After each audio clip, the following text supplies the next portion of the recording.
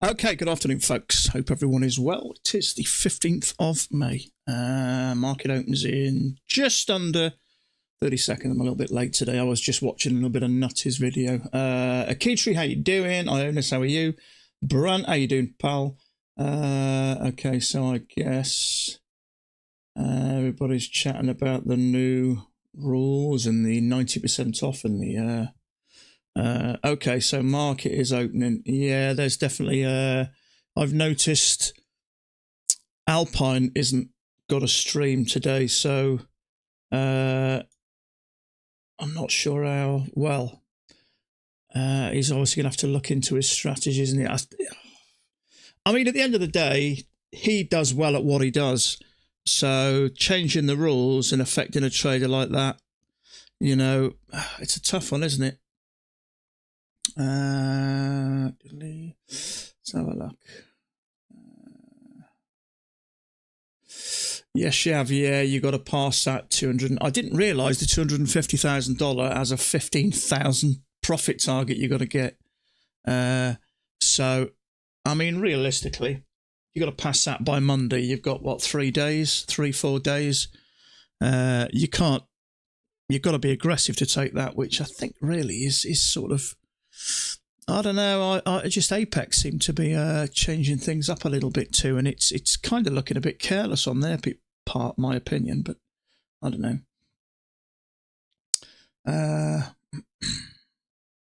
But yeah, I believe you must have a stop loss now. I don't. To be honest with you, I don't know why Alpine doesn't have one. The trouble is when something goes against you, you blow your account. So it might be a good idea for him to get. I mean, I always trade with a stop loss. I always believe you should do. But I don't know. We'll see. I don't know what he's doing today. He's obviously not trading or streaming, so I guess he's looking at his situation. Fine, checking the rules, and there we go. But yeah, if anybody doesn't know, 90% off, 1 day to pass as normal. But also the $250,000 account is now the same price as the $50,000 account. And if you do pass the 250 grand profit mark, which I think is $16,000, you can pay for the lifetime license for about I think it's $85. So I don't know. 1 minute they're saying, you know, you need to be a sensible trader, you need to do things sensibly, you can't have stop losses. Then next minute they're offering you to try and make $15,000 in the next few days. It's I don't know, it sort of contradicts themselves a little bit. We want you to be nice and steady and not take silly risks. I'll tell you what we'll do. We'll offer you a $250,000 account. If you can pass it in 3 days, well, it's a bit odd.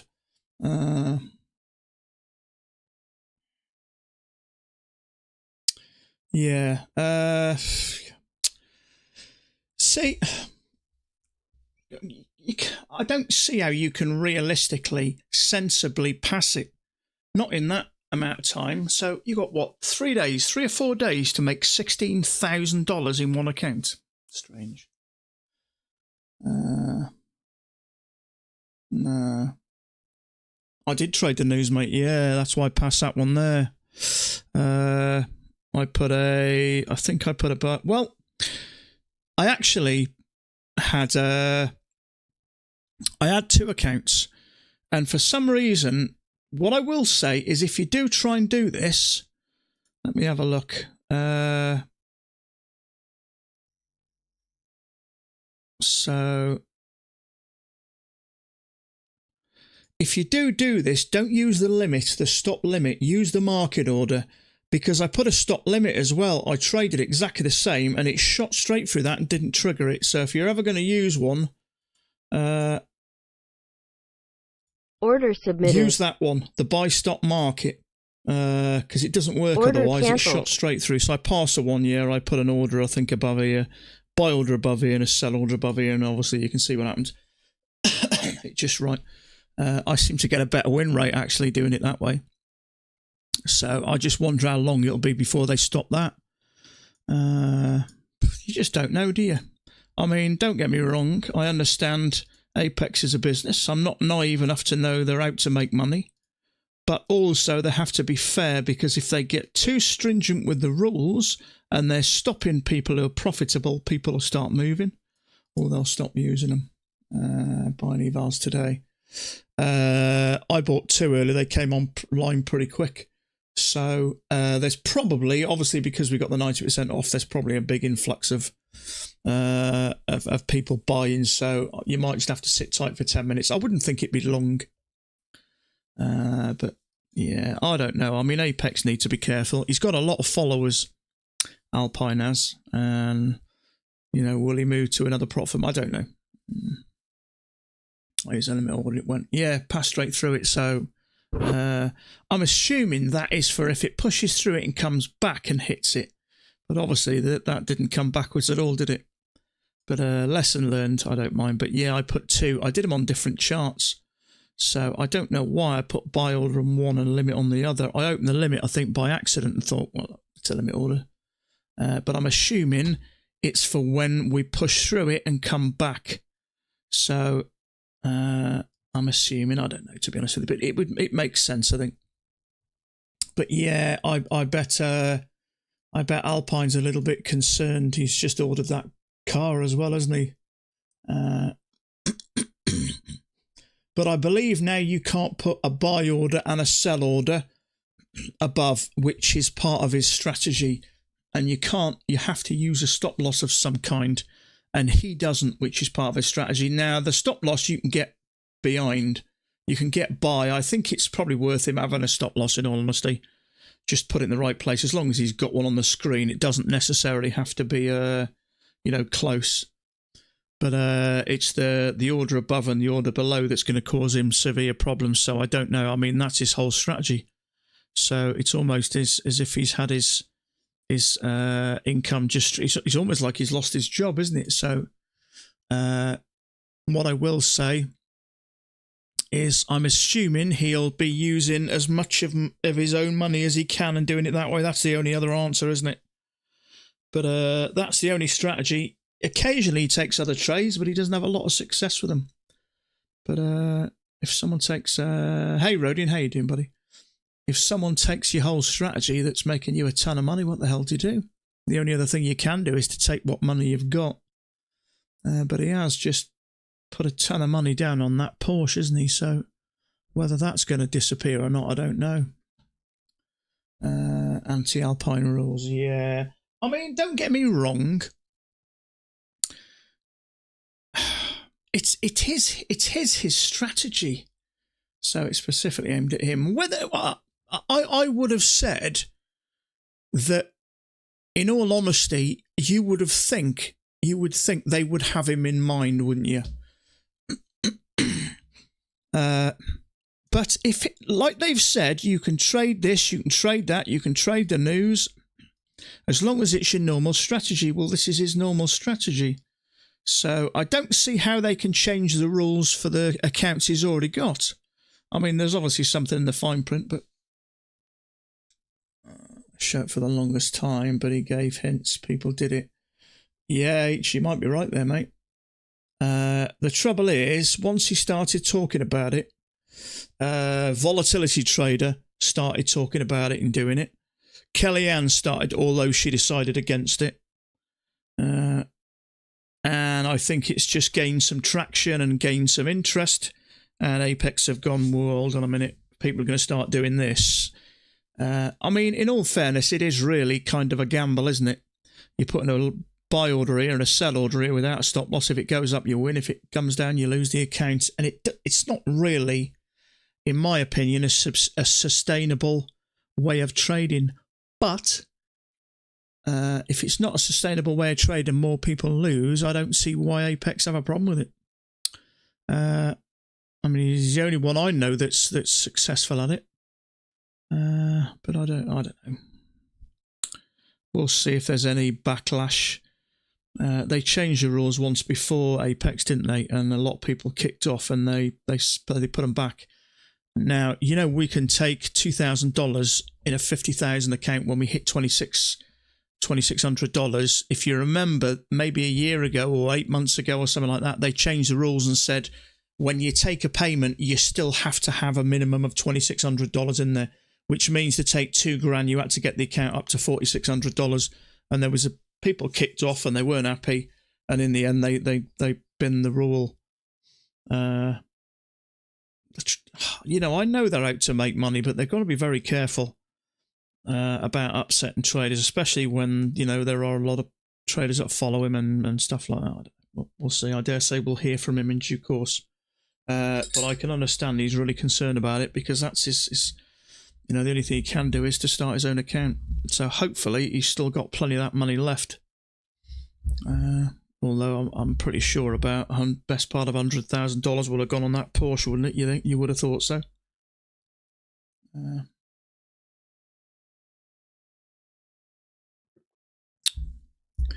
Yeah, that crossed my mind there, Rodian. A larger stop loss. But isn't there something else about the risk to reward ratio? Big stop loss for a small move. I think sounds like they've thought of all this. There is a higher low there, but we're going into the highs there, so I'm just sitting tight. There's going to be some issues. Say you have 20 tick target, a 60 tick stop loss. I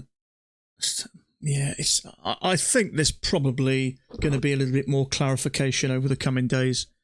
But whenever they have a rule change like that, there's usually a little bit of talk about it. Has to be maximum 1 to 3. So for 20 ticks, it's 60. Okay, so for a Pat's point of view, it's not a major issue.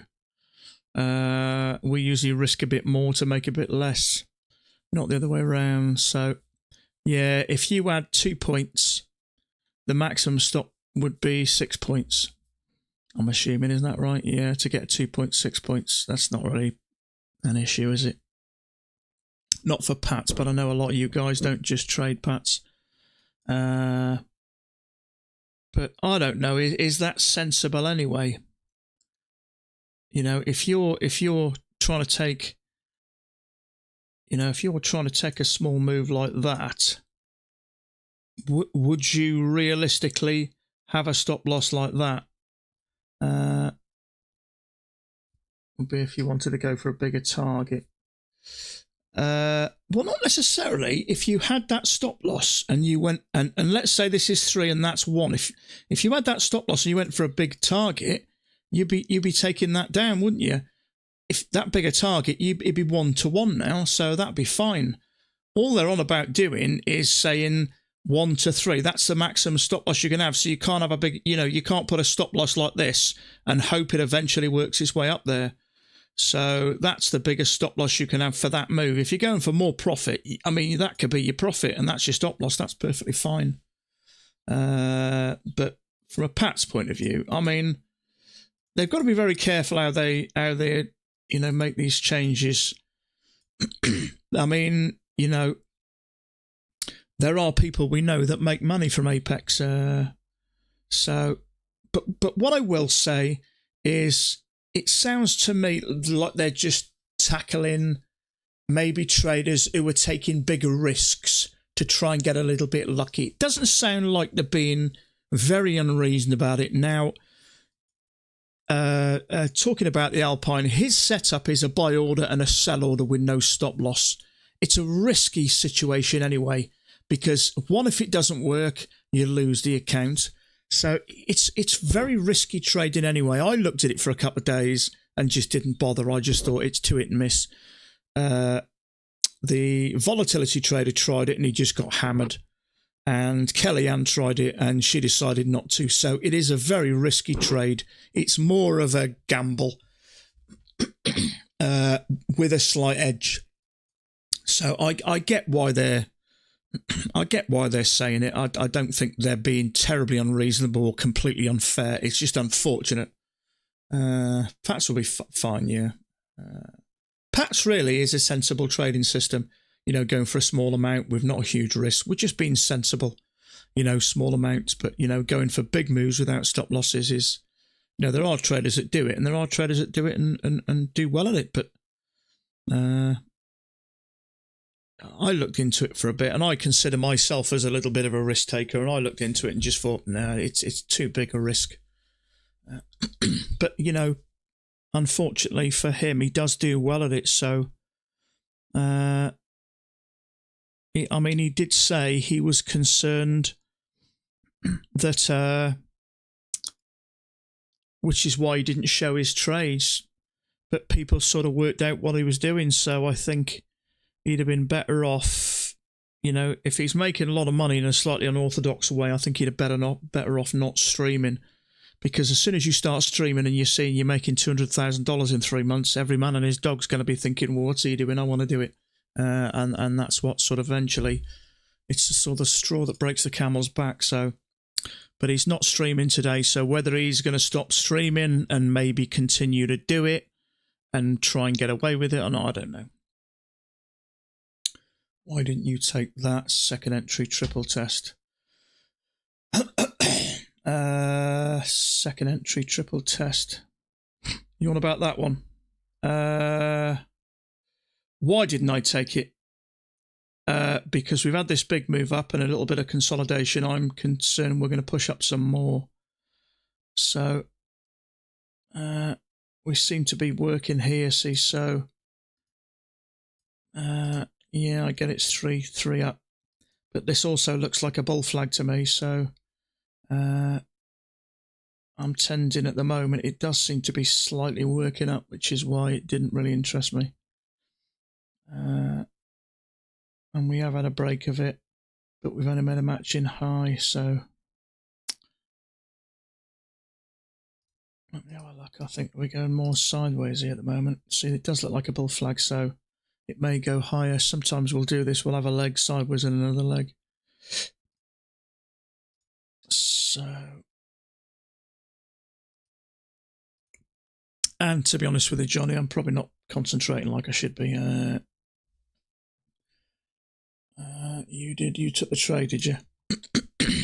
No, I wouldn't have taken a short there anyway, because we've got a leg up with a break. You don't know whether we're going to break these highs, have another leg. There were some stops there, so you don't know whether we are going to sort of work a bit higher. It's a bit too early at the moment, so I wouldn't have taken it anyway. I mean, this, you just don't know, do you, at the moment? You took it, did you? Yeah, I don't think it was a bad trade. Did the OCO wall do it? It did, mate, yeah. Well, I had two of them. I traded them on two separate charts for some odd reason. And I had one where I had a buy stop limit, and the other one where I had a normal buy market. The buy market worked. The buy stop limit just ranked straight through it and didn't trigger it, which is a shame, but there you go. You learn. So, yeah, if you do it, make sure it's a market order. I'm assuming the buy stop limit for if it pushes through and comes back. Bias that's clear range. Let me have a look at it.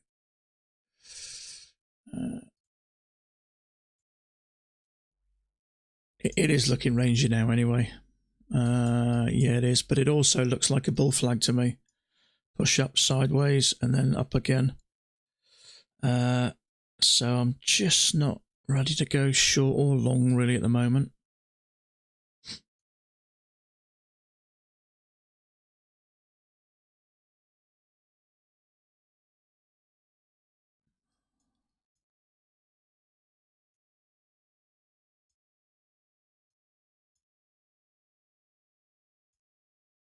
I've been playing around with this CL chart as well today. I mean, look at that. 2 legs up, bearish bar back, 2 legs up, confirm this. We had a break, working our way down to a new low. Look at that, 2 legs back, bearish bar worked. Look how smooth this works. Came out screaming because my... but look how smooth that the little chart's working. Look.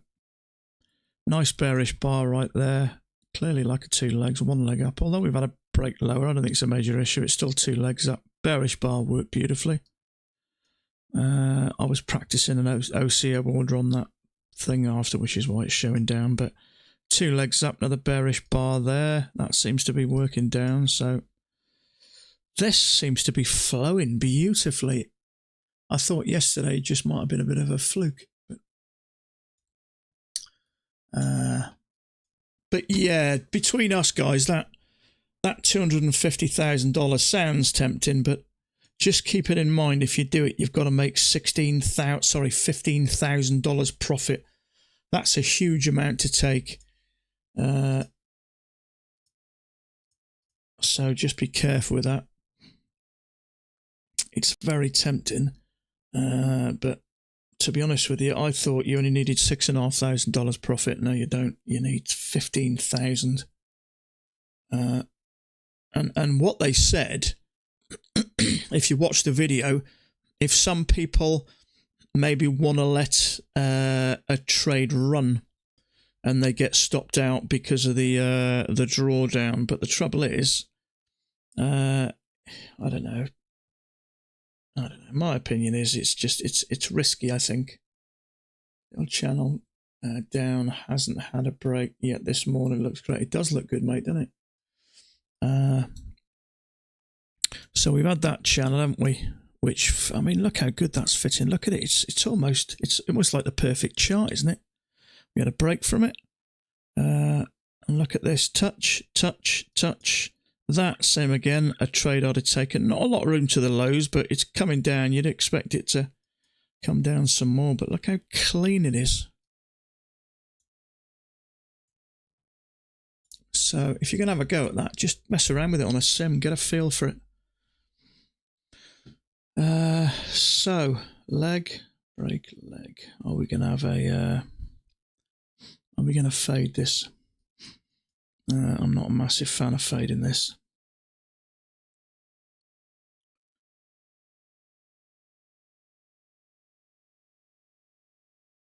Trouble is, touch, touch, touch. If we've actually made a new high by tick there, so this could come down potentially.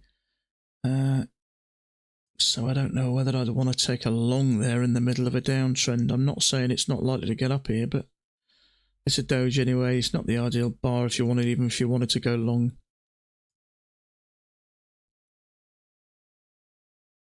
See, leg up. One attempt to go lower. Second leg down. First leg down, second leg down. Fade. See if we can push up. And has anybody else got that as a channel? We got a touch, touch, and a touch. It's fitting nice. I don't see how you can't have it as a channel, really.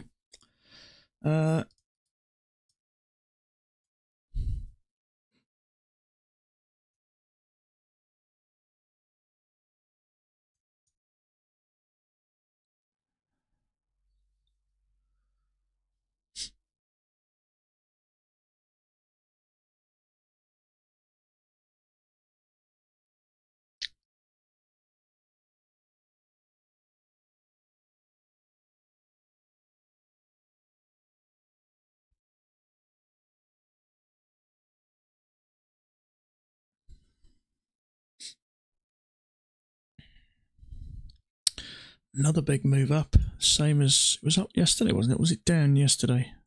It was down yesterday, wasn't it? But that is an effective way of trading the news. I think I had a sell order below there and a buy order up here somewhere. I mean, look at that. One buy, you're in and out. Okay, so possible second entry short. Do I want to go short? Not yet. Just in case this decides to go back in, because that is a bit of a bull flag. Now, whether it's a bull flag or whether it ends up just being a big range, I don't know yet. But I don't think I'm ready to go short just yet.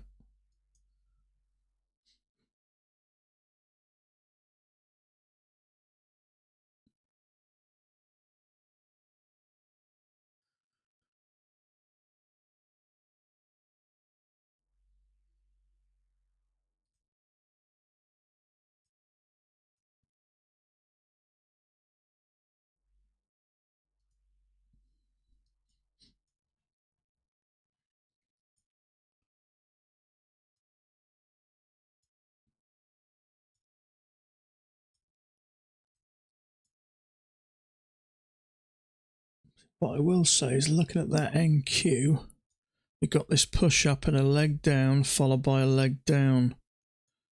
So it could go up. I mean, it may continue down, but we've got a push up and 2 legs back. So we'll just have to keep an eye on that, because there's maybe a couple of shorts in there. Is this a reversal pattern? I don't know.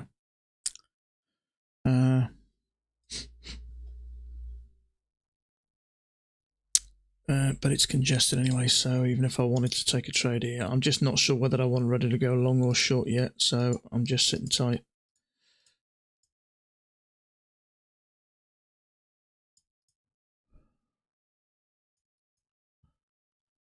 Because we're still in this potential downtrend.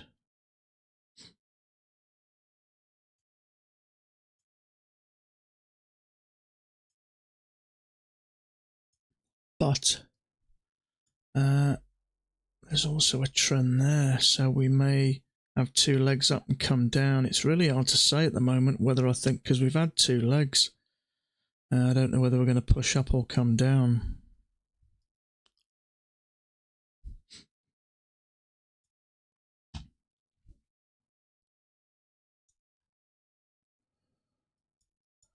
I mean, there's a nice bearish bar there, but I'm just not a fan of doing anything here at the moment. It may work, it may come rocketing down, but no, it hasn't worked anyway.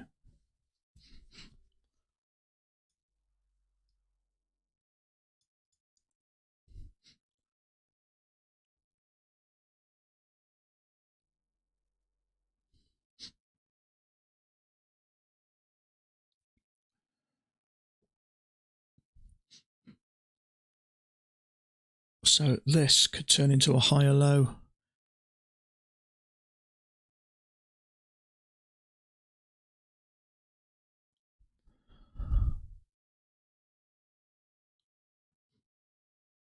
God, it's very tempting, that is very tempting. Order submitted.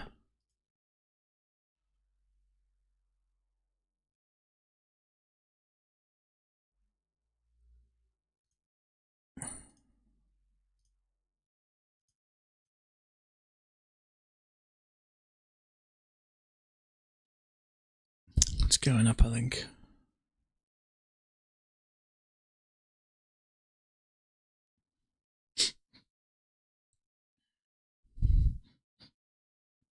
We're about with, yeah, the NQ looks like it's going up more, I think.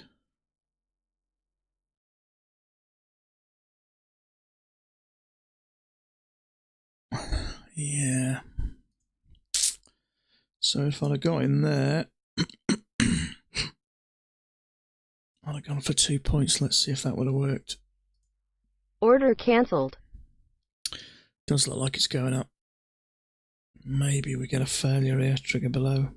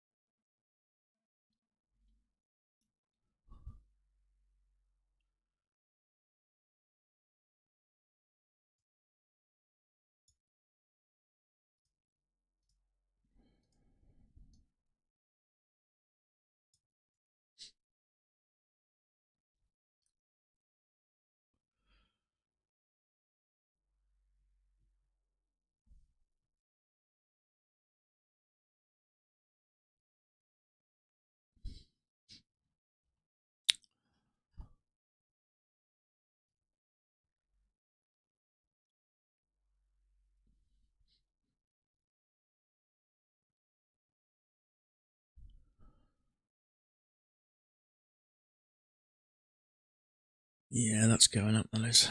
At least it'll hit that target anyway, so if I'd have taken that for 2 points. Go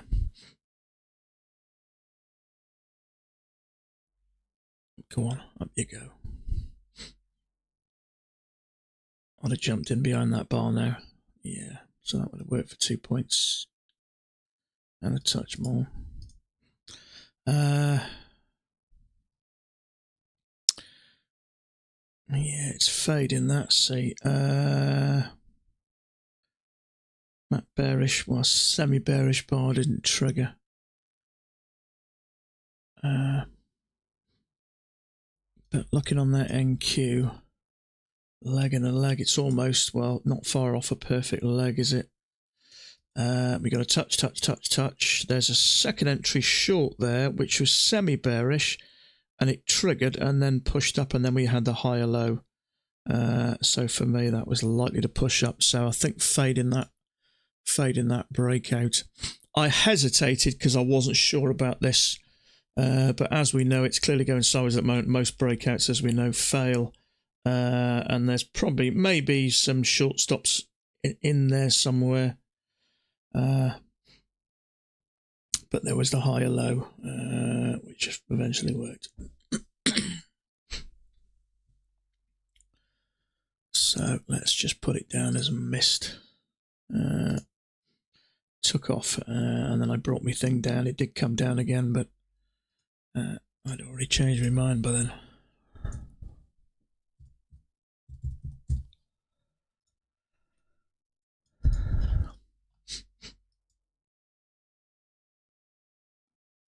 Yeah, we got some volatility here. It is bouncing around a little bit, so we may get some moves today, some decent moves.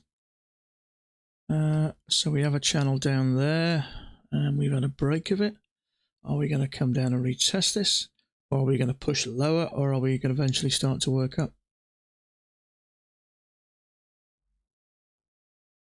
Have I considered using the prop firm called Take Profit? You get daily with it. Yeah, I did. I heard someone talking about that yesterday. It might have been the Alpine guy that was talking about it. He put a video out. Am I profitable? Am I even profitable? And he worked out how much he'd made. I think it was him. Yeah, you can take money out literally every few days, can't you? I might have a look into it. 7.5 on that move. That's getting them 1 day. That's what you got, was it? Good on you, mate. So what do you need now? About 8,500. It sounds like a lot, but if you've got 27 contracts to clear, you can soon get that. I mean, don't get me wrong, if you can do it and pass it, it is a lot to pass, but you have to be a bit of a risk taker to take it. But I suppose if it's $16 odd, what's that? A couple of pints of beer? It is where I'm from anyway. So it's not a lot of money if you want to just have a punt, is it, and have a go at it. But the beauty is, if you do pass it, you've got a $6,500 drawdown, so that gives you some breathing space then. So what profit do you need to get to make a withdrawal from that, Brant?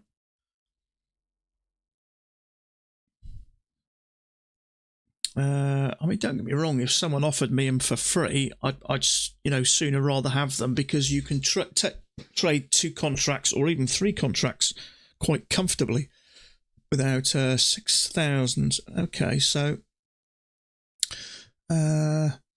yeah, 6,000. So I mean, theoretically, if you're trading 2 contracts with a $2,500 drawdown, you could trade 4 contracts with a $6,500 drawdown, so you're still better off. I'm just trying to think about how it would work as a gimmick and make money for Apex.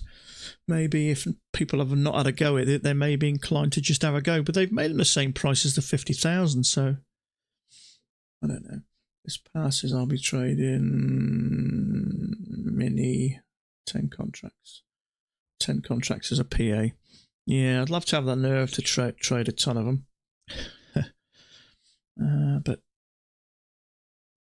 I mean, don't get me wrong. If you put a gun to my head and said, make sure the next trade's a winner, I'm pretty sure I can make it a winner. It might mean I'll sit here for 4 days, but...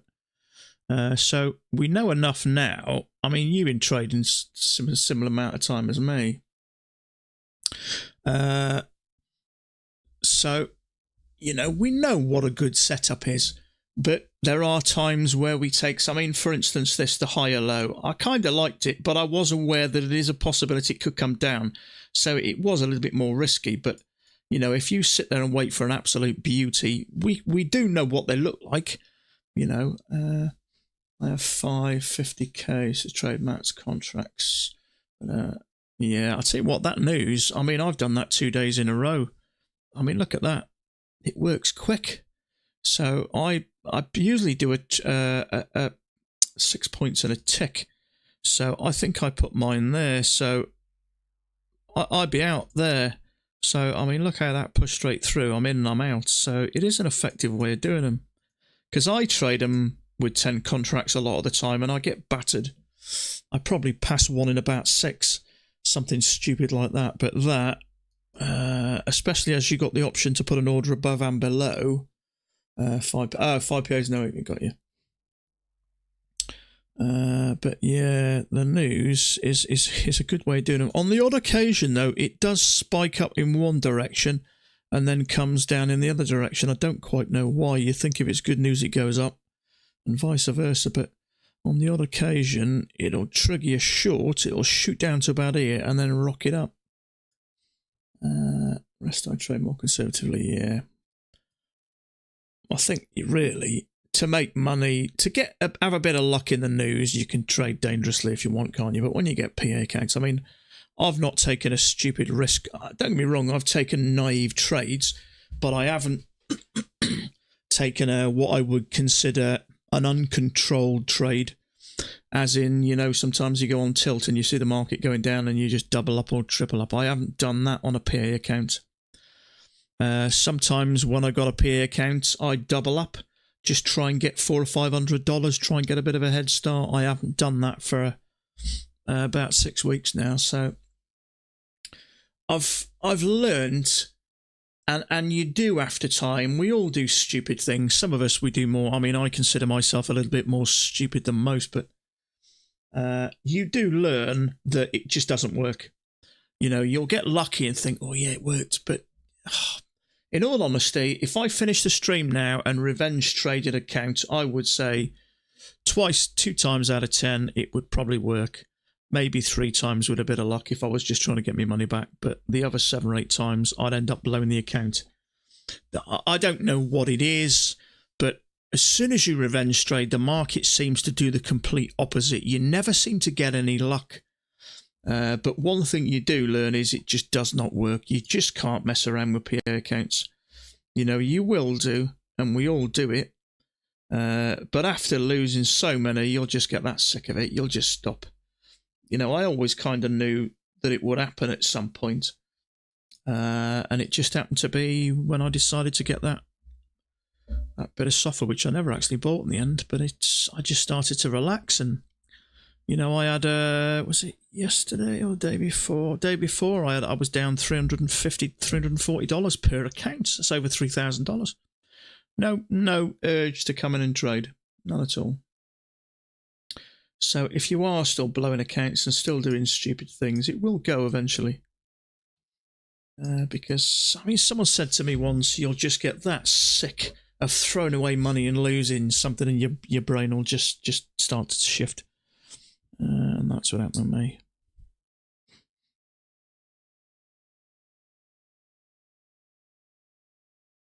Yeah, it'll be an interesting watch later. I'll watch the Alpine trader and find out what his plan is. I got to say, I can't help but feel a little bit sorry for him because he seems to do really well at something. And don't get me wrong, you know, it is a risky trade, but he does it really well. So he's obviously spent a lot of time and effort perfecting it, and for someone just to take away your form of earning money, I think is a bit harsh. But the only thing I can think he'll do is start to trade his own money. Trouble is, I just hope he hasn't spent it all, because I know he must have spent. I don't know what the price of Porsches are, but I'm pretty sure you wouldn't have any change left from $100,000, which is a little under half he's earned. Obviously, he's going to have to pay tax as well.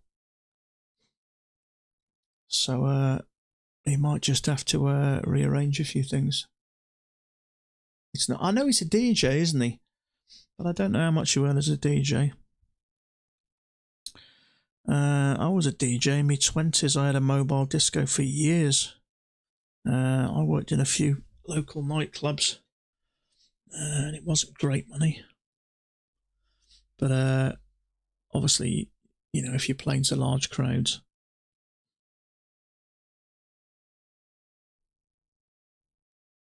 But he strikes me as quite a resourceful guy, so he'll sort something out. I'm pretty sure sometimes life throws you a curveball, doesn't it? And you've just got to, you know, you either sit down and cry about it, or you've got to just get up and start to make a change.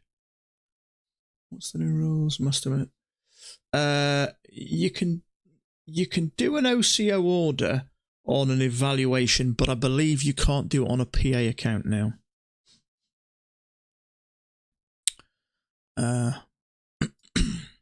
Which is exactly what Alpine does. He has a buy order above and a sell order here, and one cancels out the other. And I believe they've stopped it. I haven't actually read the rules myself. Yeah, well, apparently they've brought in some new rules that you can't now not have a stop loss.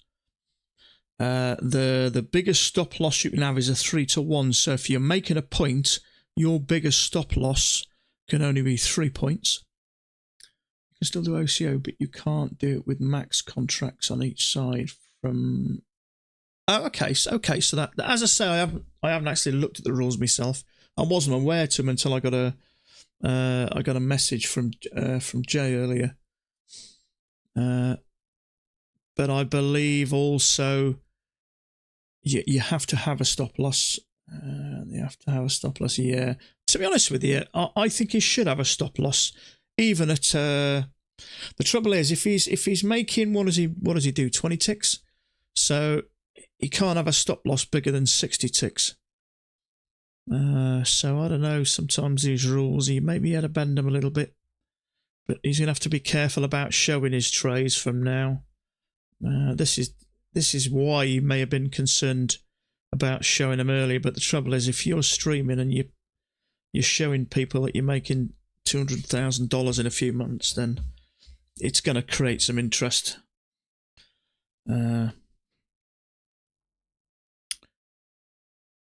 So what is this doing now? Let me have a look.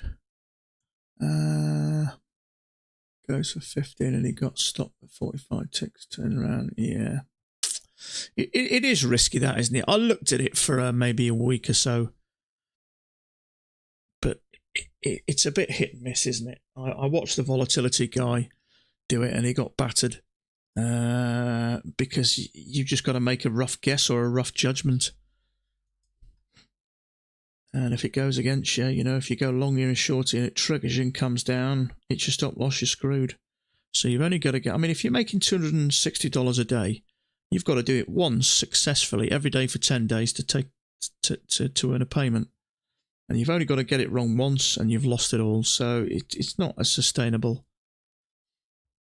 It's not sustainable, really, unless you're very good at it, which Alpine seems to be. So he may be the exception to the rule. You know, I do believe that there are traders out there that trade without stop loss and very, very successful ones. But I've always been taught to trade with a stop loss. The trouble is, if you don't trade with a stop loss, sooner or later, you know, it'll either take you out or you'll have to come out of it. So what are we doing here? We're having a couple of legs and going up. I'm not so sure because we are hitting some support here on the NQ. So we may not continue up. There is possible second entry long, so it is possible. Leg and a leg. If we can get a higher low from here, that may interest me. There is plenty of room to the tops. He made more than 200,000 with, yeah, he did, yeah. But he did well at it. You wouldn't think you could be that successful out of it, so he's obviously perfected it really well, which is a shame for Apex. I don't see how they can change the rules for the accounts he's currently got, because he's signed up for those accounts based on the rules. You know, you don't sign up for something based on the rules and then they change the rules and say, sorry, you can't no longer do that.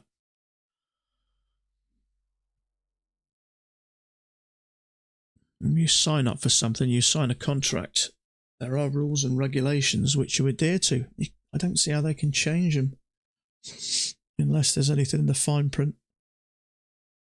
which there often is, I suppose. Where did you find the new Apex rules? I don't know, mate. I haven't actually seen them. I've had a few messages this morning, and I was on Nutty's channel earlier, and there's a lot of people are talking about the new rules. But I believe, well, I thought initially you can't have an OCO order, but apparently you can. But you can't not have a stop loss now. So you have to have a stop loss. If you're going for 1 point profit, you can't have your stop loss any more than 3 points away. So, but to be honest with you, it does sound like it's just ruling out careless trading anyway, so I don't think it's a major issue. I think if you're sensible, if you're a Pats trader, there's no issues.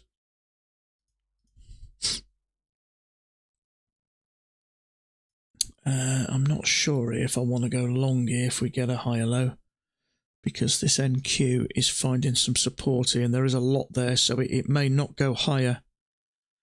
So if you get into a long here, you could get shafted. There is a second entry long there with the bars naff. But there is a big bullish bar which is triggered, so I'm just not interested at the moment. We have got a... there is a channel down there. We could have a break in a new low, and I would base that on the fact that this NQ is finding support, and we could... 1, 2, 3 attempts to go higher, it could drop. There's going to be some longs in there, under there, some long stops for the second entry long, but this to me looks like it's about to come down, so I'm not interested in a long trade at the moment, or a short one.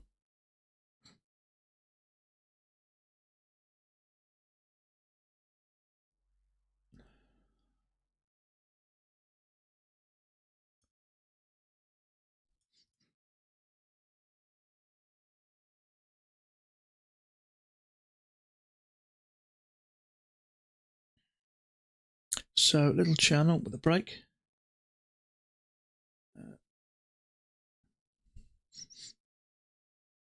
So, whether we're going to go up, I'm not so sure at the moment.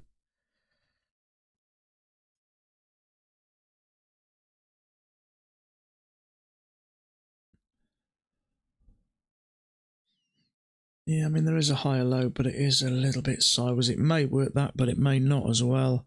We are struggling on this NQ. 1, 2, 3. It's pushing, but I don't know. 1, 2, 3. We're struggling at support, and that big bullish bar is now triggered. So I would not want to be in this trade now. It may work. It may rock it up, but look at this. It's clearly struggling, isn't it? We've clearly struggled there, struggle there, struggle there. We have managed to push up there and struggle again. So there's a lot of support. There's a lot of support around there, so I wouldn't be thinking about going along here. So I wouldn't be thinking about going along here either.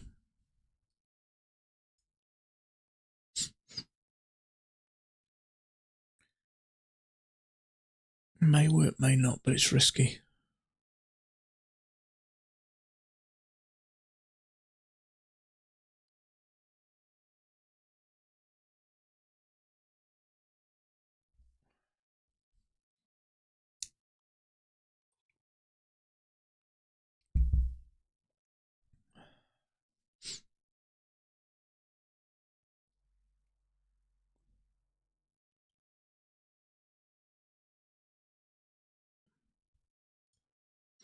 No fill on that limit. Yeah, I just wasn't sure at the moment, because this to me just looks, it was struggling. See, you don't know it's going to do that. I had a feeling it may, but when we're struggling like this, I just couldn't bring, I wouldn't have gone long here. What's my logic for the mistrade? Well, I'm looking at this now, and we're coming up here multiple times, and we're struggling. Now, if we're hitting support again and again and again, it could just turn. We've got a channel here with a break. One attempt to go higher, second attempt to go high. It could fail and come down. So it just doesn't interest me, that. I mean, what would it have made? So if you went a tick above it, it's up to 1.75 points, but I just don't know at the moment. It's just not filling me, and there's 3 bars stacked side by side. So you, like Max says, 3 or more bars. So it is riskier because we've had so much support going up on the NQ. It could come tumbling down quickly, and if it did, I took it. I meant. Oh, that one there. Sorry, mate. The fade in the breakout. It's clearly struggling to go lower, isn't it? You could say 1, 2, 3 triple test. I put it in and it started going up, so I cancelled it and then it eventually came back. Sorry, mate, I thought you meant that one. Yeah, I jumped in and it sort of took off without me. It did come back, but yeah.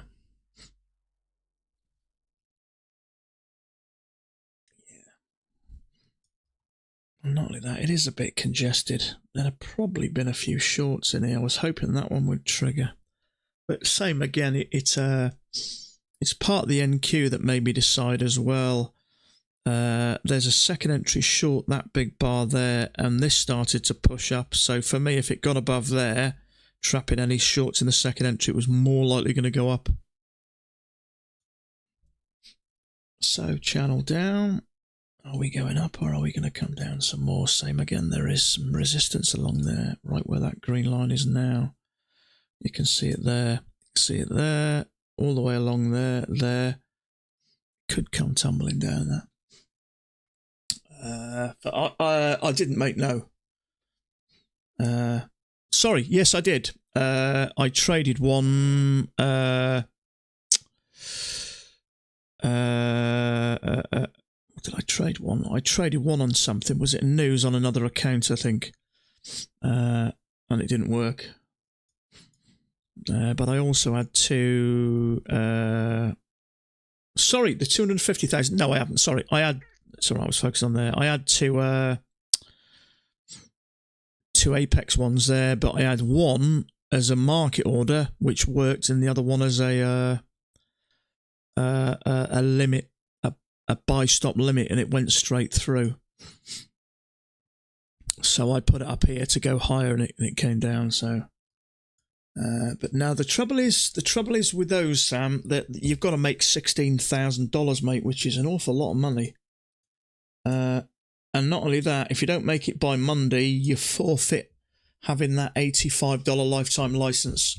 It goes back to the original price, which is, what is it, $300 for a lifetime one. Yeah, it's a lot of money to make $16,000. Unless you did it in the news, that would have worked. You can trade so big size in the digit drawdown. Can trade so big size in the digit drawdown, yeah. I mean, if you'd have put an OCO order in there with 27 contracts and however many points you needed to, that would have worked. Now, at the moment, if you let's say, for instance, I do a $250,000 account now and pass it, I'll be able to buy the lifetime once-off payment for $85. That's the offer they've got on it. But it's only available till Monday. So if you don't pass it until Monday and you've still got it running, it goes back to the original price. And I'll tell you what that is now. FAQ. So let's have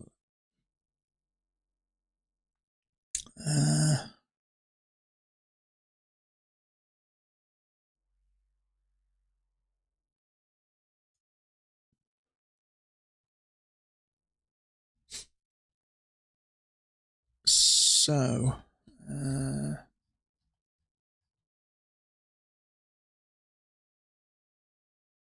how much do I have to pay for my PA account?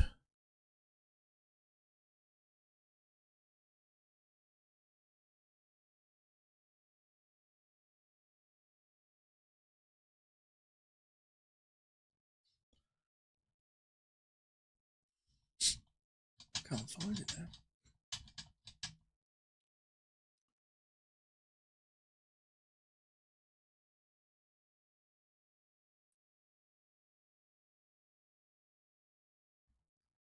I can't find it.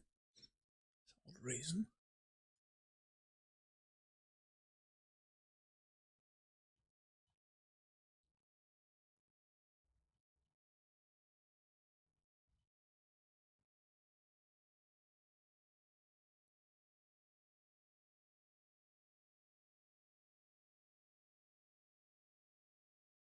No, I can't find it. Pretty sure it's about $300. Something like that. Okay, so we've had a break and we have made a new high from this. So are we now going to push higher? Is this a bull flag and we're going to push up again?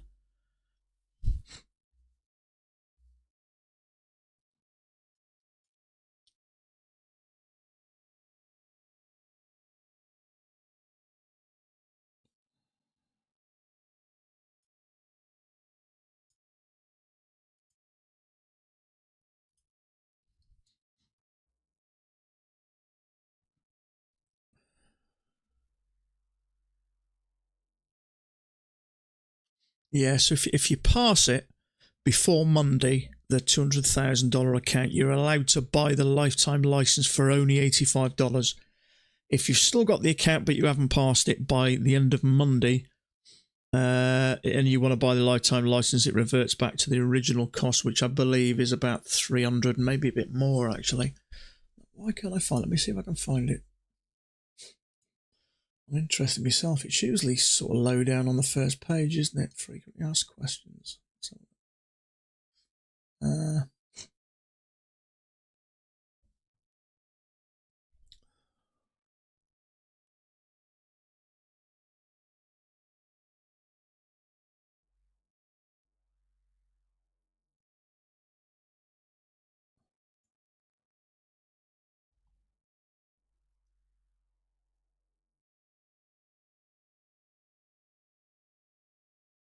okay, peer account fees. I've got it. Look. Okay, yeah, it's $300. So there it is there. So if you have that now and you pass that before Monday, you can buy that lifetime license for $85. If you haven't passed it but you've still got the account, eventually when you pass it, if you want to do the lifetime, it reverts back to the $300. It's quite a bit extra actually, considering it's $140 for the 50, and it's more than double for the for that. But you can still have the same $85 per month. So if you're not planning on keeping the account for more than 3 months, you're better off paying the monthly.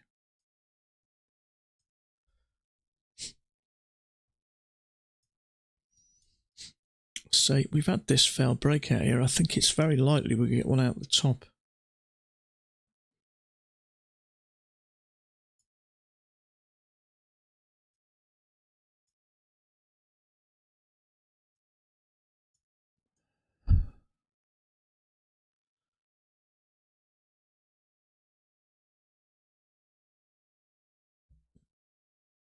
So looking at this NQ chart, you can see we've got a lot of support and resistance there. So if that comes back into this area, which it looks like it's just out, it may now pick up some. I think if you looked on a volume chart, there'd be a lot of volume around there. So we've pushed up, we've come into it, we've come out of it, we pushed through it, we're coming back to retest it possibly. So there is a possibility of a leg and a leg, which would send this higher. So it's hard to say.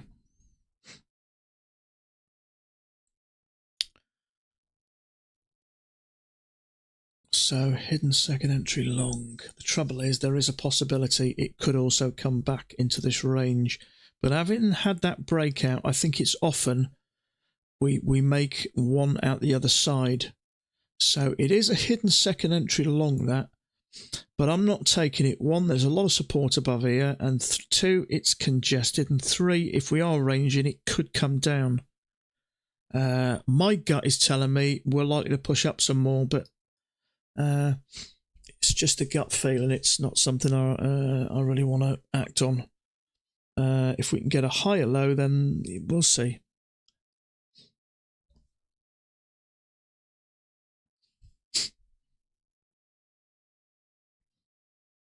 Trouble is, if it does trigger yet, it could come down and then it will be a lower high. So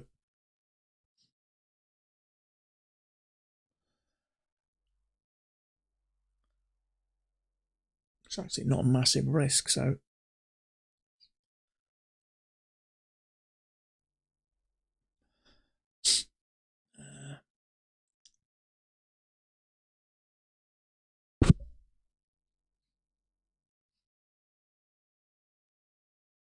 It's just not pushing up confidently enough for me. It could come down and sting you.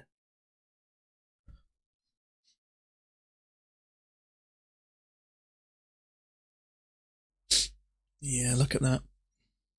Rubbing your nose in it, isn't it? That's why I wouldn't take it. May work, may have two legs down. But it's not for me. Look at that NQ.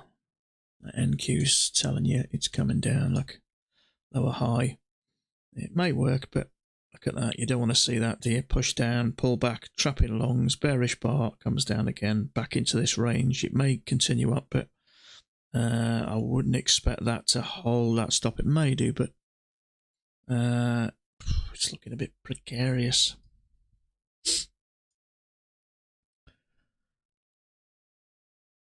So, hidden second entry long, higher low. Trouble is it's congested. It could go up, it could come down. It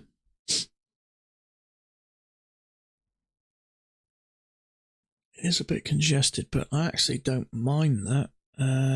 But I'm not taking it purely and simply because of the support. I think that'll work. But I'm not getting in.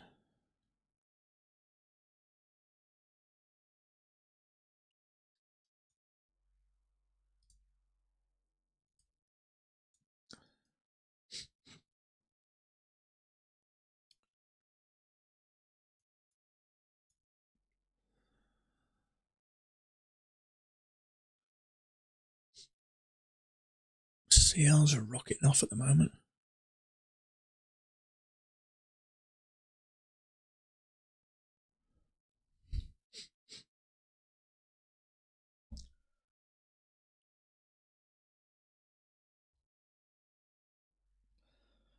It is a higher low, and it's above a lot, this congestion, so it may work, but you just, I can't, in all good conscience, go long into that. I do expect it. My gut tells me we're going to break out the top here, but whether we'll do it from here or not, I don't know. I'm just going to take a quick bathroom break, just for 1 minute.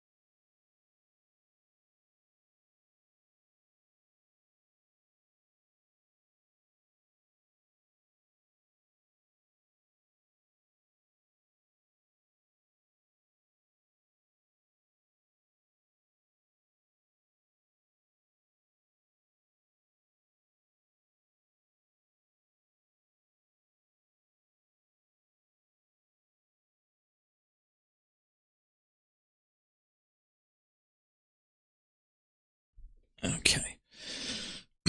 It did work that, but it's just risky going into there. One, it is congested. It is a higher low, but it is congested, and it could trigger you and come down. It's always possible, which is why I just stayed out of it. If that triggered me and came down, and I message people, why did that work? And they'll say, well, you went long into there, didn't you? So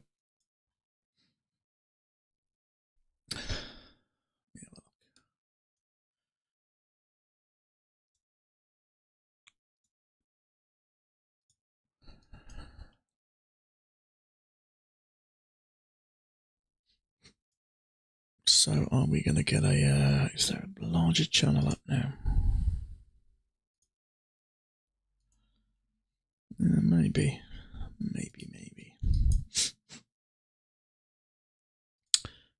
We've made new highs on the NQ.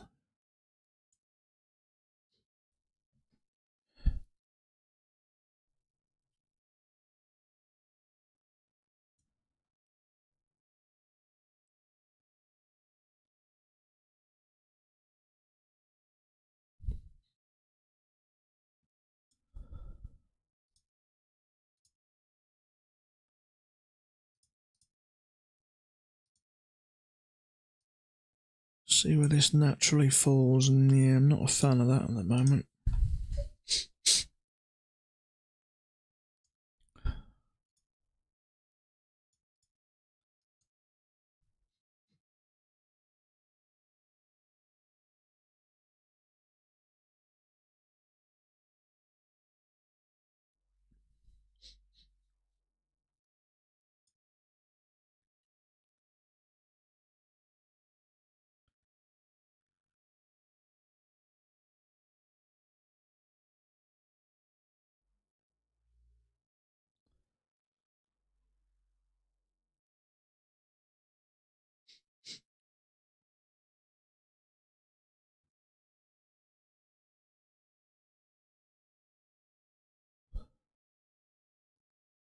So, touch, touch, touch. We've had a channel, we've had a break, 2 pushes up to a new high, a lower high.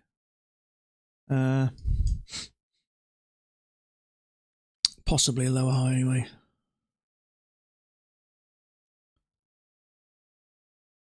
But do you want to go short here? Well, it kind of... My issue is we've had this failed breakout, so we may get one at the top. Yeah, it looks like we are. Well, at least a breakout. Whether it fails is a different matter, because there may be a larger channel there.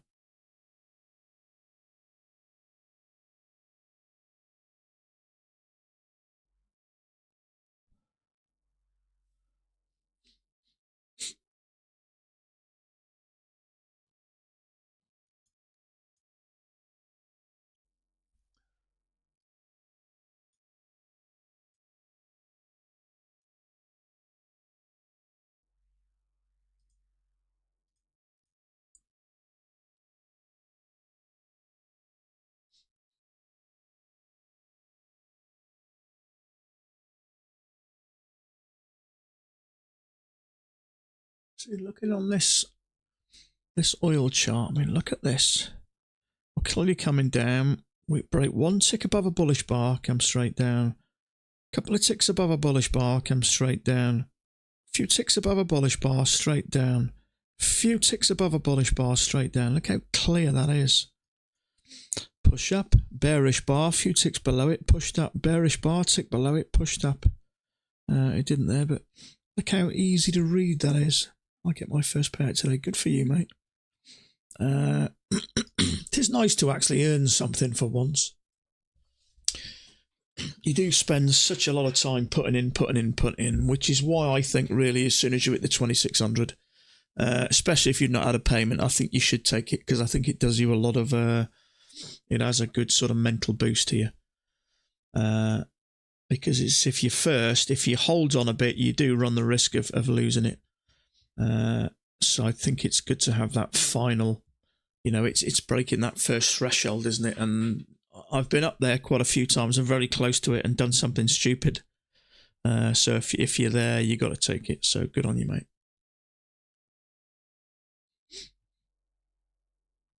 Go and buy yourself a nice big expensive bottle of scotch and sit down and drink it. Some of it, not all of it. So are we continuing up? See, it does look like a bull flag, but it could just fail the same as that. It's just more rangy at the moment, so is that going to fail? Let's see what happens if we get a tick above that bullish bar there. I don't think there's a channel there. Maybe.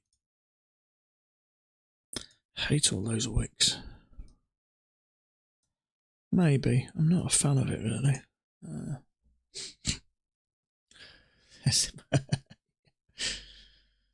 Start from the low of the breakout, bottom side of the range. Yeah, some of the... I hate all that wiki stuff.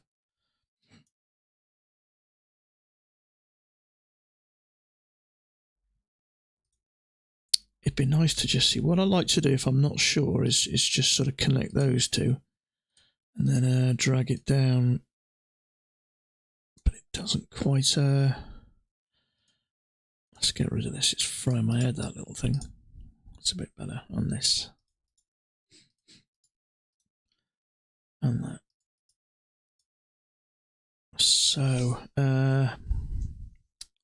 So where did you say from the start of the low of the break? So you're on about somewhere like here, are you? Yeah, maybe. The trouble is, we're missing this, aren't we? So we've only really had this sort of one area, haven't we? Let's have a look. Is there maybe a spike from here? Let's have a look. Or even there.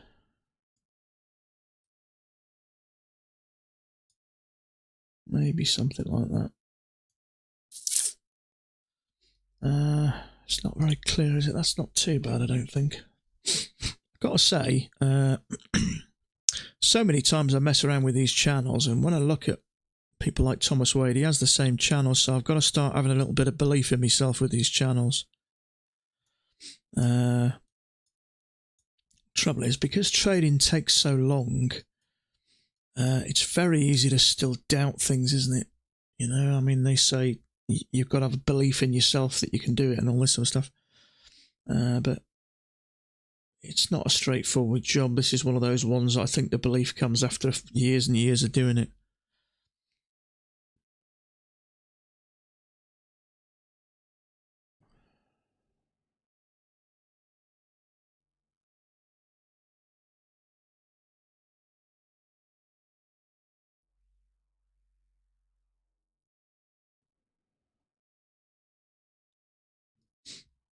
Are you on about something down here, are you, Bram? Were you on about that?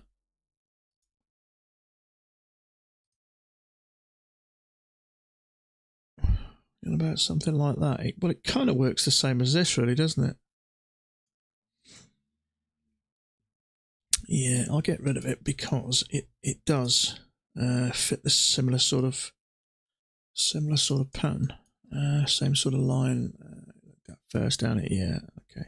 I've adjusted it a touch, just up a little bit because I like the way it touches all three of those. So it may just be a little spike. The channel.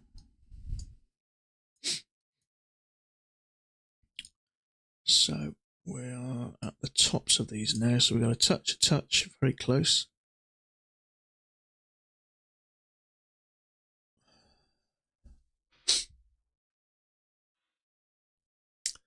Wow. Order filled.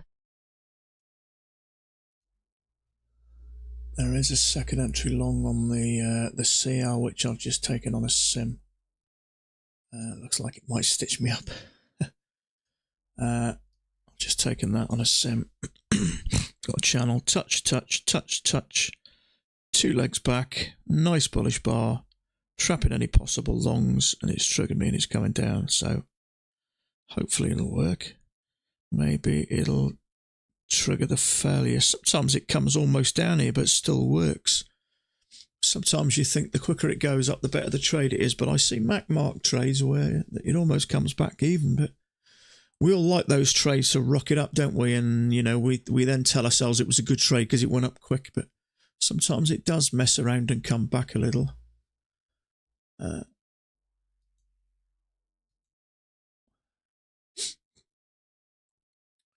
Let's see if it triggers. It has triggered that fairly. So if that pushes above there now, I'd say the trade's good. That's why I kind of wait for the higher low. Stop filled. Look at that. Stitch me out, you bastard. I mean, look, we've got a channel down here with a break. Matching low and off it took. Fitting, touch. Fitting really nice. 2 lovely legs down. This message, please read and accept. Yeah, it's just saying they've had new rules, that's all. I won't worry about it too much. Just have a quick read of them so you make yourself familiar with them. So it didn't work, that one. In all fairness, I've given up on second entries a lot of the times because they're just not as reliable as they used to be. Higher lows are by far the better option, but look at that. Tell me what's wrong with that. Channel up, 2 legs back. I mean, don't get me wrong, I wouldn't have taken that on a PA account because something doesn't look right with it, but it's why I always wait for the higher low. They're just unreliable. It is 2 legs back. 1 tick below any possible shorts and finished on its highs. Why wouldn't that work? That's why I don't take many second entries at the moment. It's much safer to wait for the high lows, because if you get it wrong, you're stitched.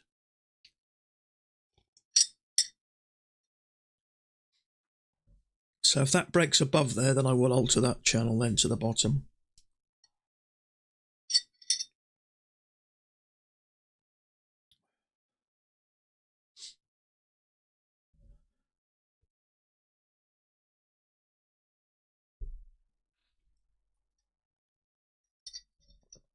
Yeah, it doesn't make sense, does it?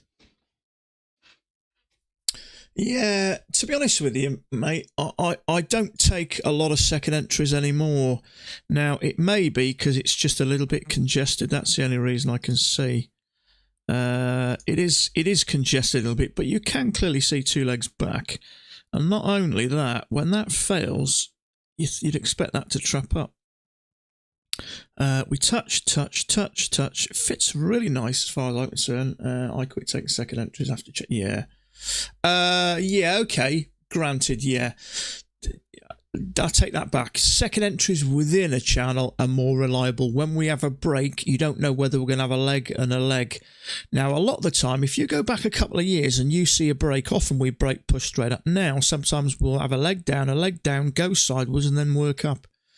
So, which is why I gave up, with the exception of one stupid one a couple of days ago, which is why I always think it's safer.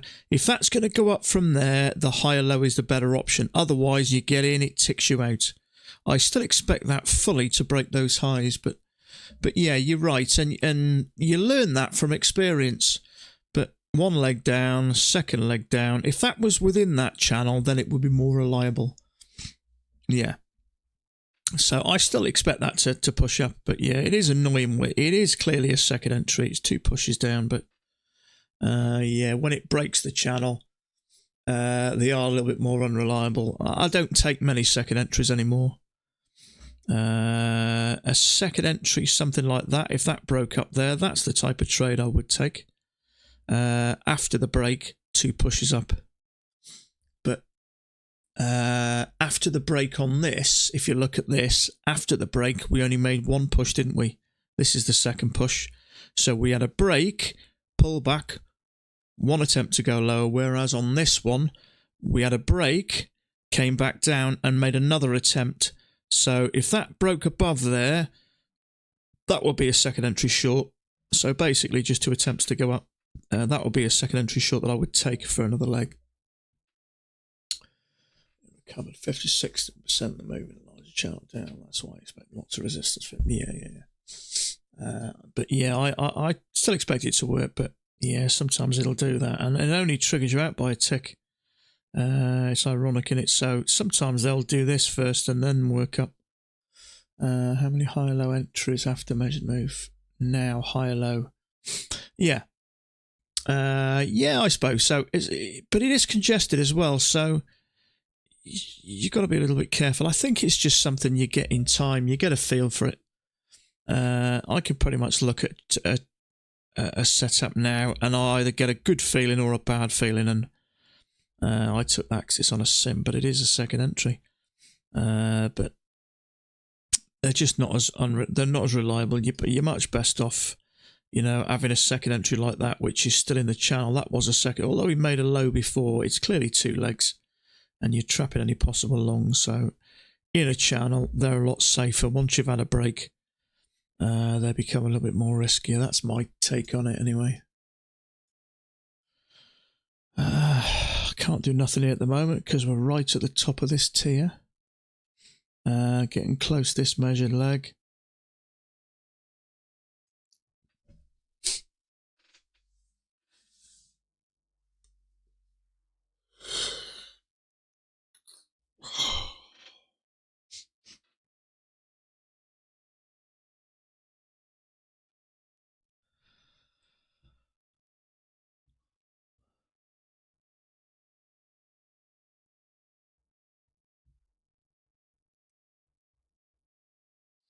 Is anybody still in that forum? I've had 2 years with Mac. I had a year, about 6 months off, and I had another year. Does that what's his name? Vlad. Does he ever post any of his charts anywhere?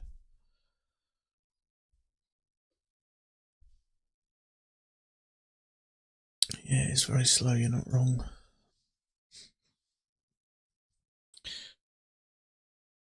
Not like it was a year ago. No, you're not wrong, mate.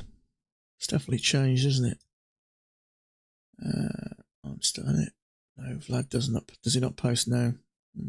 Yeah, Max Forum, yeah. I never used to spend much time in it, really. I got battered in there once. I messaged Mac and didn't realise everybody else could read it.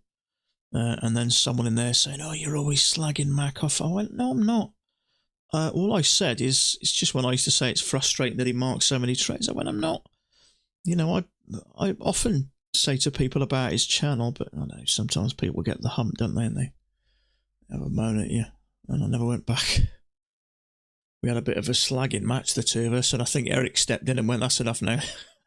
So, but I don't know. I never run Mac down. You know, I do say from time to time, I wish he'd show us his setups, or I wish he wouldn't mark so many, but that's just an opinion. But I absolutely value the guy.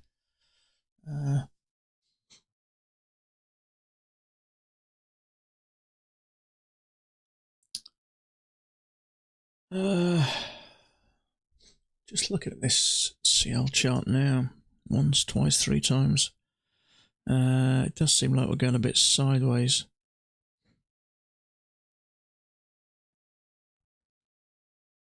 He used to not mark the aggressive trades, and people complained he wasn't marking enough. Right. I got you.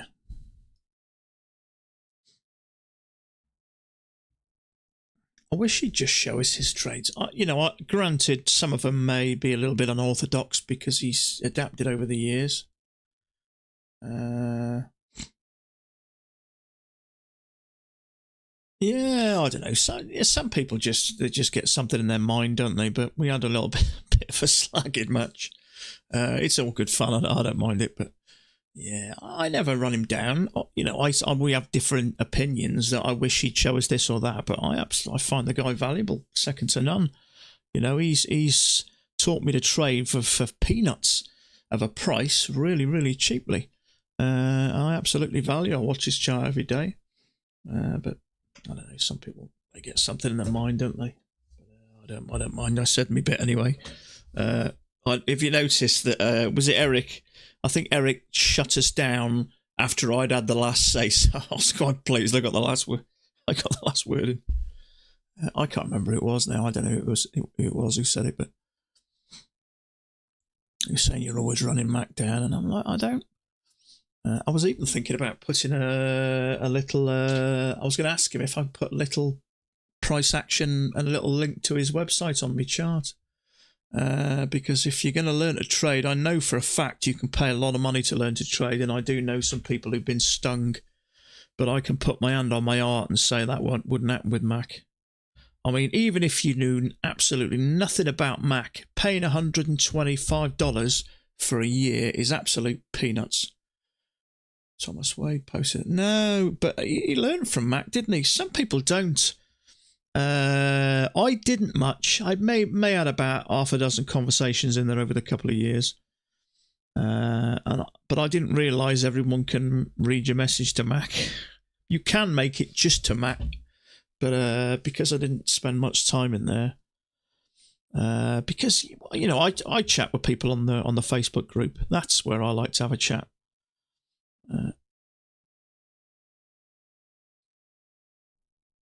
But no, Thomas Wade. I do like Thomas Wade.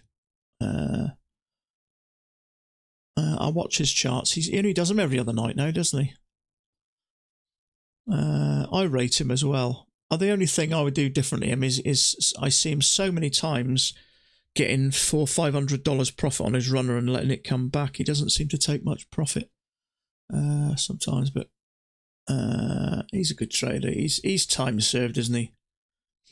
He's been doing it for, I believe, 8 years or so now. But you can see how it takes time.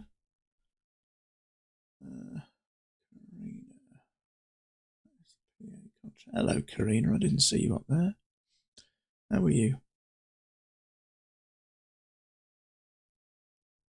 I mean, I don't know how strict they're going to be, but this 3-to-1, you know, are they just giving us guidelines?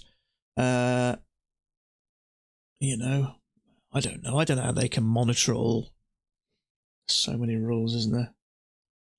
I mean, they have the 30% rule, but I know people have been paid out who've broken it. So, you know, maybe it's just to help control. You know, ideally, really, if you want someone to change, you tell them first, and then if they don't listen, then you put it in writing, and you may follow through. So that, you know, there's probably a little bit of swing, a little bit of leeway there.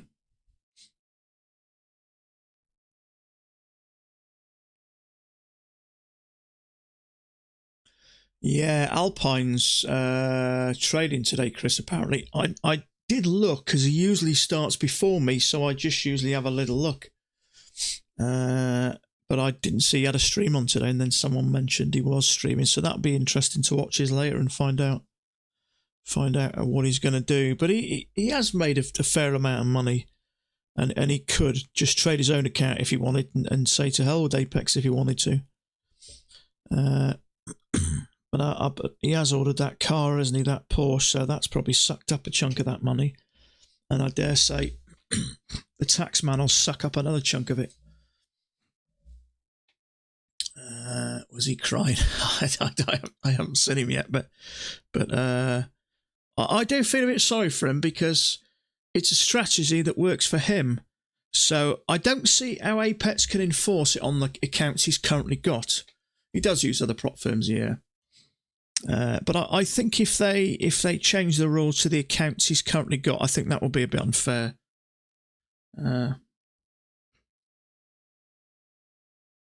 See, he's good enough. I don't know why he doesn't just get 20 accounts, grow them to $7,000, and then just take $2,000 a month out of all of them, instead of constantly buying more and more and more. That surely would, I don't know, maybe ring alarm bells with Apex if he's going for 150 PA accounts. So, well, I don't know. It would be interesting to watch I'll watch his stream later and find out what his thoughts are on it. But he sounds like a resourceful guy, so I don't think it will have a... You know, there's always a way, isn't there? Trade his own money, he can do that.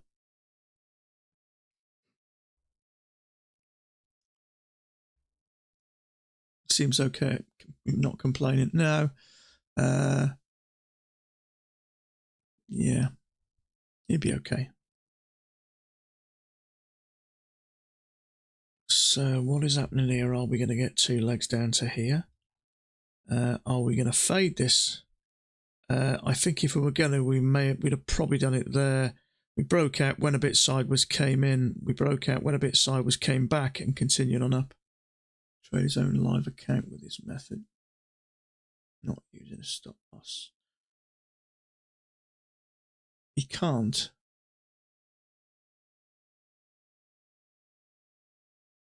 Oh, is that something to do with the margin, is it? I don't know. He could, couldn't he? Could he? I don't know. He can't trade his own account with his method. He blow accounts, yeah.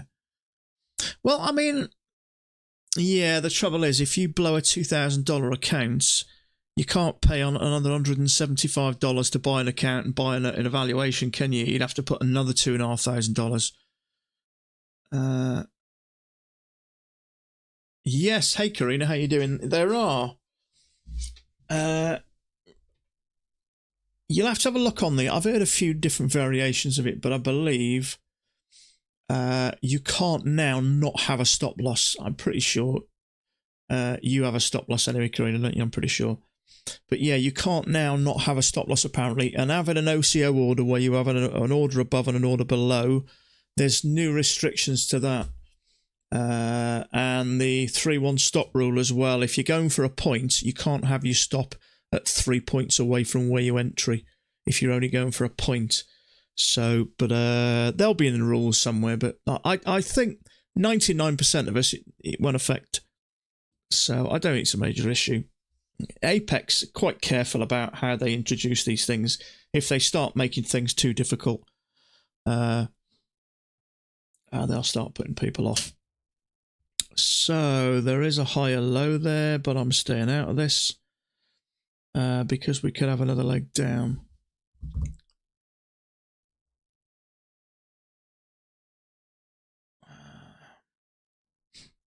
May work, but I think that's a bit risky.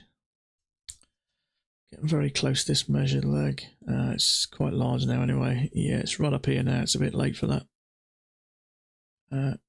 Yeah, going long here is risky.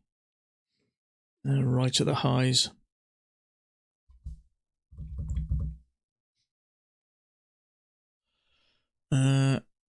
Would you take it on that engulfing? I think you'd have to if you wanted to get out before that the top's there. So if you took it one tick above there, you've still got nothing. There's nothing to the highs really, is there? It may push up a bit high, it possibly will, but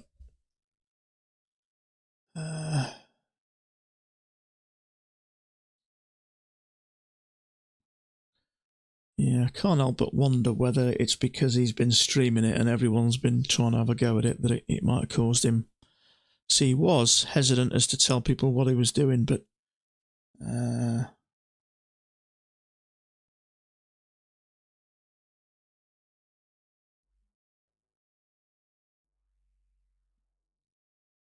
so yeah, he tried to keep it undercover, didn't he? But the trouble is, if you start showing people you're making $200,000 in a few months, someone's going to find out what you're doing. People start talking. You know, you've only got to tell one person, and stuff gets out, doesn't it?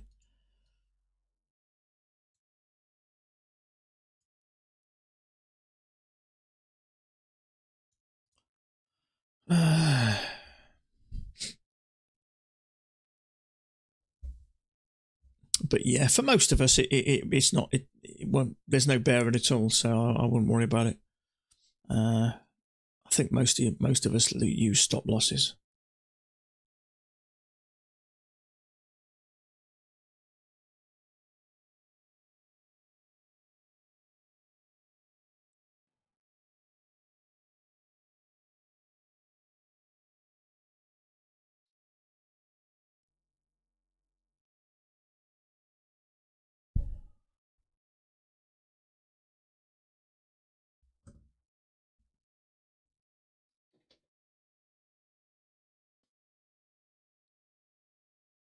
Yeah, they're bound to, Brant, aren't they? It's all part of their policy. If somebody earns over a certain amount, I suppose they make it. For any business, I suppose it makes sense, doesn't it? They look into it. And if he's doing anything unorthodox, or what's deemed as incredibly risky, it certainly would be for most. He seems to make it work. But the trouble is, well, what I say is if people are copying him, 99% of them are going to blow accounts anyway, aren't they? So, you know, I don't know.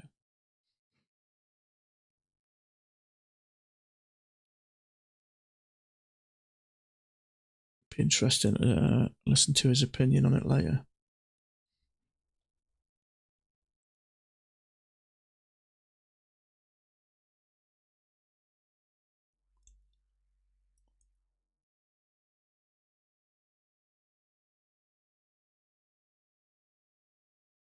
Yeah, Pats is it's a very small risk, small profit.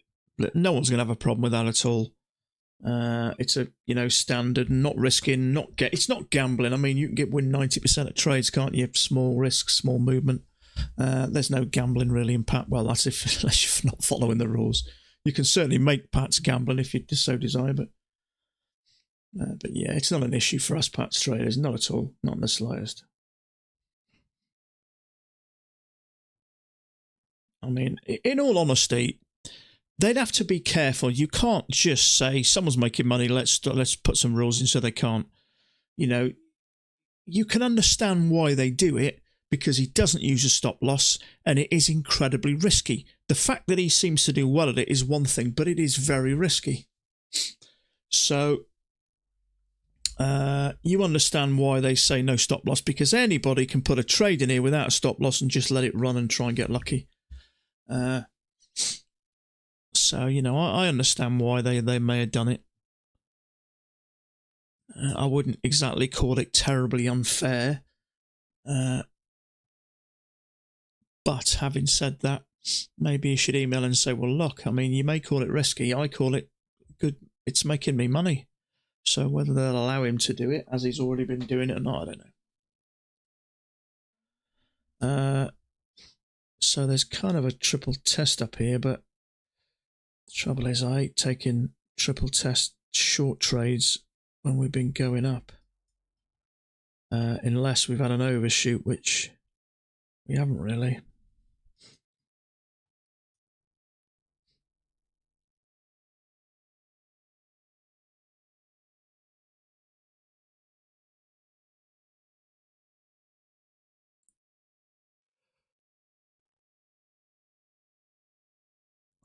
Yeah, looking at that CL now, I can see why that didn't work. One, it was a break out of a channel, but it's gone sideways. It did what it was supposed to do, but you can clearly see it's gone sideways. So yeah, when we have a break like that, ordinarily I don't even touch second entries. I wait for the higher low. But it's done what it was supposed to. But, you know, going back a while, it would do this and it would push straight up. So many times now it messes around for a bit before it eventually works and does what it's supposed to. It almost takes out any possible long stops that are in there before it ends up doing the same thing.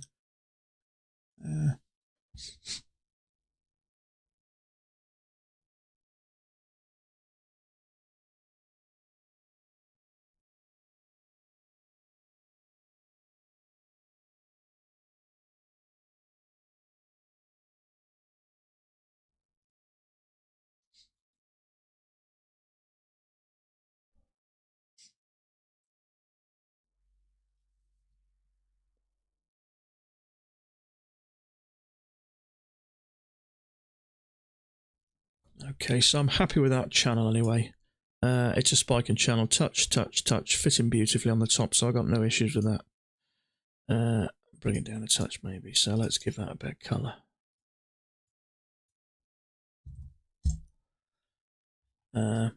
So leg up, so we're in that measured leg now. Often we'll do that sideways, push up, sideways, push up again, and then, I don't know, whatever then.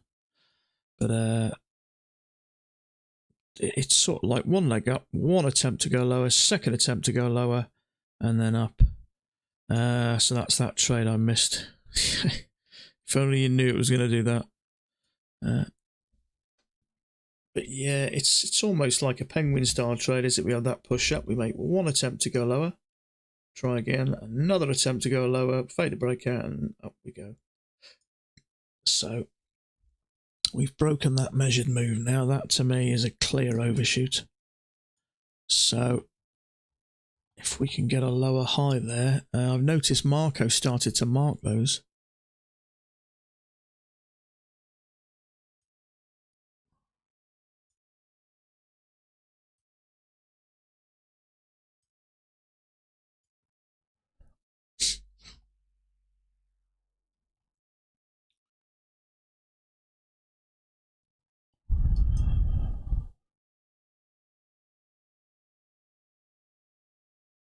Let me just check.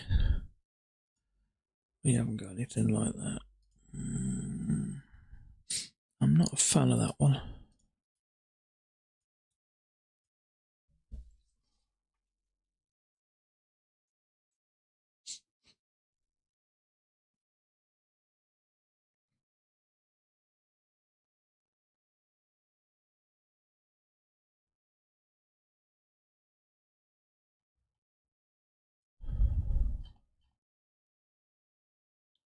Not been up here for a while. In fact, we ain't far off the highs, are we? We can't be far off the highs. Let me just have a look at that daily. We must be very close to those highs. If not broken them, have we? Oh, we're very close to them. Very close to them.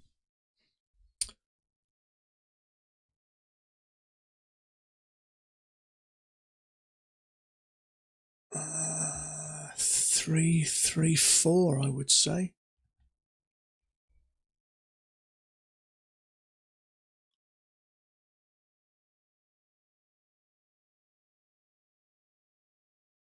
Three, 4. I bet, yeah, maybe not as close as it looks. 12.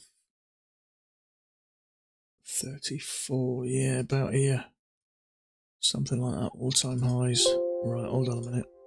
We got an overshoot there. That's clear. Let's see if we get a lower high there. It's touching really nice there.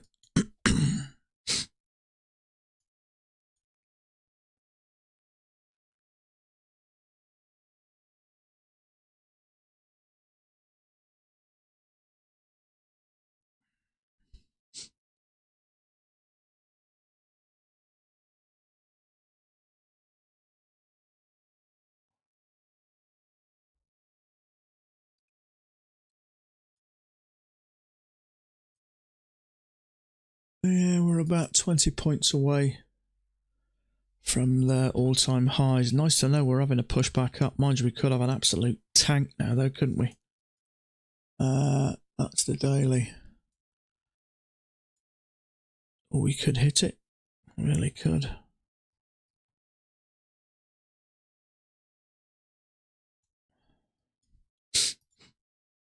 Order submitted. See if we get a lower high here.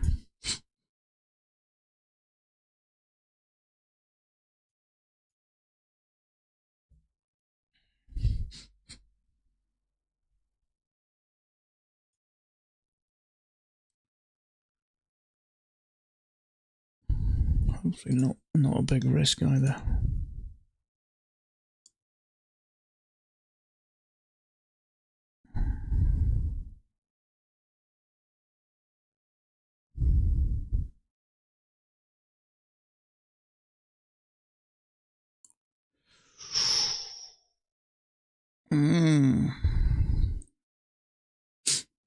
I'd prefer that to be a little bit bearish, but it's only 6 ticks.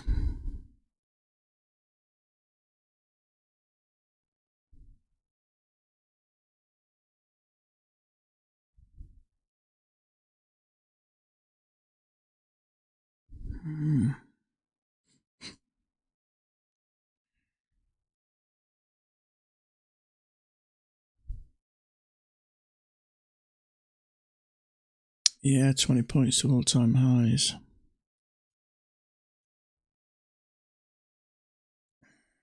Nah, that's not filling me full of confidence, that. Oh, don't Order cancelled. Price for that. Hate them when they go orange. Okay, so it was a lower high, but it's just not the best of bars. If that finished low on its lows, then I'd be interested in that. It still may work, but it's just a bit risky, that now.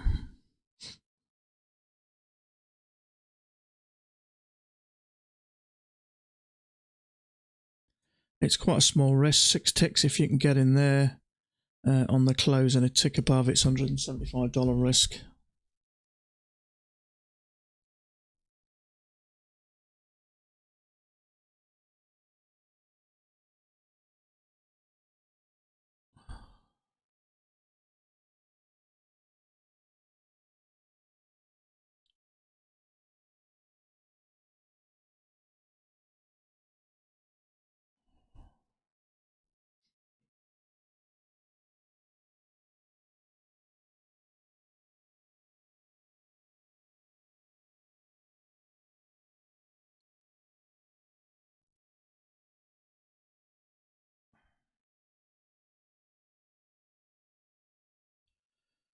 Did it trigger? I don't think it did it? No, it didn't trigger. It's a bugger, really, isn't it, what it does? You know, if you'd have said, oh, overshoot bearish bar, let's take it. Look at that. Triggers you, stops you out. Flipping markets are bastards. Excuse my French.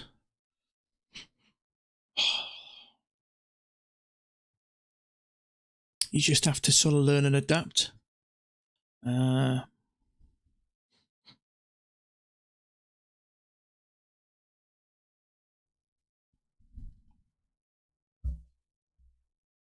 Sometimes it does that, though. After an overshoot, it'll push up a new high, and then it'll have a quick move down.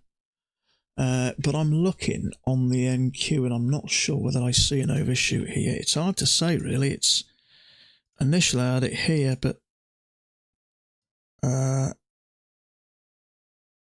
actually, it still might not look that bad.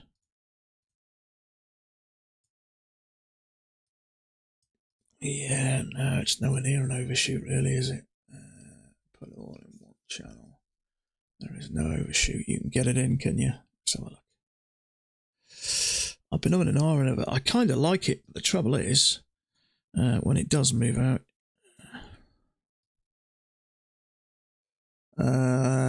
yeah, now that's up there. That looks a bit better, doesn't it? It's just I didn't like it not hitting this, so let's put it like that. Yeah, it doesn't look too bad, does it? Yeah, sometimes when it does push up, when it gets to these highs, it kind of completes the picture a little bit, doesn't it? We're touching here. We have nicked it there, so it's not looking too bad. So this thing is going to go, well, I tell you what, we're really not far from all-time highs. It'd be interesting to see when it reacts. Sometimes it'll break it, sometimes it'll absolutely tank. It did once, and was it about the third or fourth time we'd hit it? It dropped about 120 points in a couple of hours. We're really, I mean, that could come off there in no time, couldn't it? We're up to 15 now. We're about 15 points away. So, I mean, look how that's rocketing.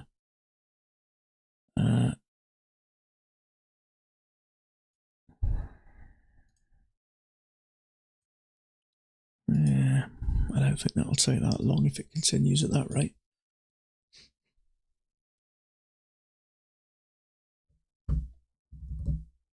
Depends on how you draw on the channel. Yeah, it does. See, I had it initially from there to there because it kind of worked nice and in line with that. But now we've pushed up, and especially as we've pushed up twice now and hit the same point. If I tighten that on that green bar, I mean, it's almost perfect, isn't it? I can flex this down just a smidgen and it fits there. We've got one touch there on the wick. We're sitting just on the corner of that green bar. Top's nice, top's nice, top's nice. So I think that's probably better, actually. But sometimes until it pushes up, it's hard to say. So yeah, it's definitely important just to sort of reevaluate a channel when you get an overshoot. But the bar wasn't quite bearish enough, really, anyway, and it never triggered anyway, even if you wanted to take it.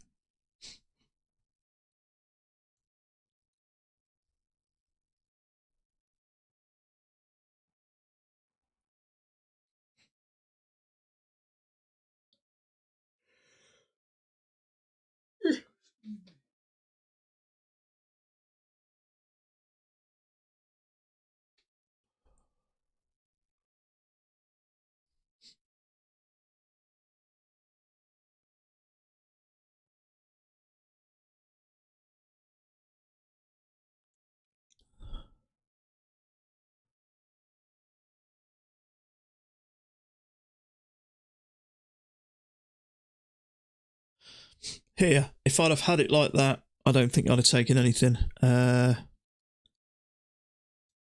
that one trigger below there? It didn't. Well, to be honest with you, I had it similar. I had that on the line and that line. It was just more of a spike in a channel. That one I wouldn't take purely and simply because of the support. That one I didn't take because it could have triggered it and come down. We'd come off support. Nothing there I would have taken because, I mean, if you take a bar here, for instance, like Mac will tell you, you've got to be out before the highs. So if you take it one tick above there, I mean, you're at the highs. Same again if you take a higher low. So I wouldn't take that there. That one I wouldn't because you're already at highs. That one, same again. Look at the support along there. You just can't take that in all good conscience. That one, that may not have been terrible. It was a hidden second entry long. But same again, there's such a lot of support over here, and at times you just don't know whether you're going long into the underside of the top of a range. So you have to make judgments. So in all honesty, the channel I had wasn't a great deal different. It was more just like this, but it was still incorporating exactly the same there and there, really. So the only difference is the overshoot. So it's not really a lot different. And sometimes as these channels adapt, you adjust accordingly. And the fact that that's touched that in 3 different areas now as well as down here tells me that it's probably about right. But in all honesty, there's nothing I mean, I was tempted when we came from up here looking at something like that. I'd have preferred that a little bit more of a wick, then that would have interested me to go short. That one I did jump in, but it started to go up without me, and it was like a 0.75, so I came out and it eventually worked. So failing that, see, sometimes we all kind of, well, I thought as a trader, much better to trade a trend, but sometimes we get these massive trends up all day and just no setups. I just don't see how you can take that with all that support. Same again, you take that, like Mac will say, you need to have space to get out before the highs, and you've only got a tick. So I don't think that was a bad trade. I think he'll mark that. It's a failure out of the range. I think he'll mark that. He may mark that bar there. Channel break, new high. There is some support. He may make that as mark that as a short. There is a lower high there. We've been up 3 times. There is a lower high there, but it's a big bar. We don't long had the news, so it's 2 different uptrends for this big move, not a spike in channel. Has he really? 2 different uptrends. So has he got something like that, has he? I think that's initially how I had it, wasn't it? Something like that. And does this resemble this at all now? Does it? The trouble is, until you've hit this 3 times, you may not really want to shift that. But the fact that that's fitting nice, I don't think how you can ignore it.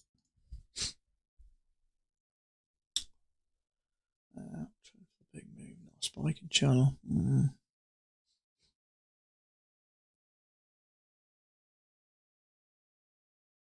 What you've drawn, yeah. Now we've been up here 3 times. That makes sense, doesn't it? There. I had it slightly different because we had some tops here, and this looked to me like it was running along the top of a channel, like it is there, which is why I had that slightly different from maybe here from a spike or somewhere around about here.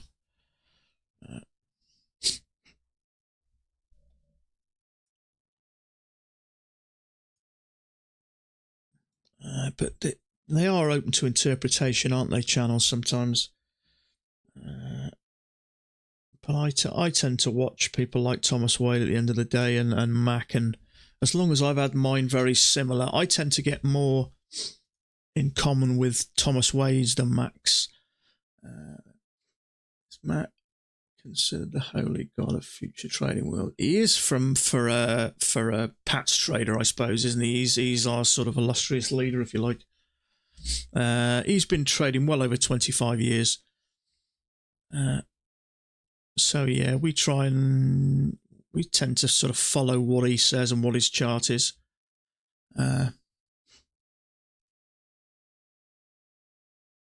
Yeah, well, he's sort of where I've learnt to trade from, so that's why I talk about him, because I trade his style. So yeah, but yeah, I know what you mean. They talk to him like he's a bit of a, I suppose they do a bit. So Thomas Waits, Jesus. Yeah, I'm sorry if I rabbit on about him sometimes, but you guys know me by now. I do tend to talk a lot, so if I'm getting on your nerves from time to time, just adjust your volume to the lower side.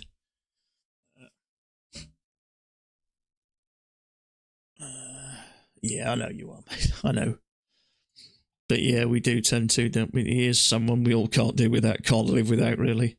Everyone needs a Mac in their home. I don't know why he doesn't start selling Mac dolls, that we can have one that you put a string at the back and it does one of his famous quotes. That'd be a good idea. Thomas is the prince. He knows a lot, but Mac's the king. Yeah, I like Thomas actually. He's got a nice personality for trading. I think it's quite calm, and I liked him because he was one of the few guys I used to watch when I started that showed you his losses. I've never ever heard Mac or seen him show a loss, and it would have been nice because, sometimes, when people seem to be so good at it, it can make you feel a little bit inferior. But that's why I like Thomas Wade. He show you his losses, and I like that. So many traders don't. So many people mark charts and post them on Facebook groups and stuff like that, and you just tend to think, why am I the only one who loses trades?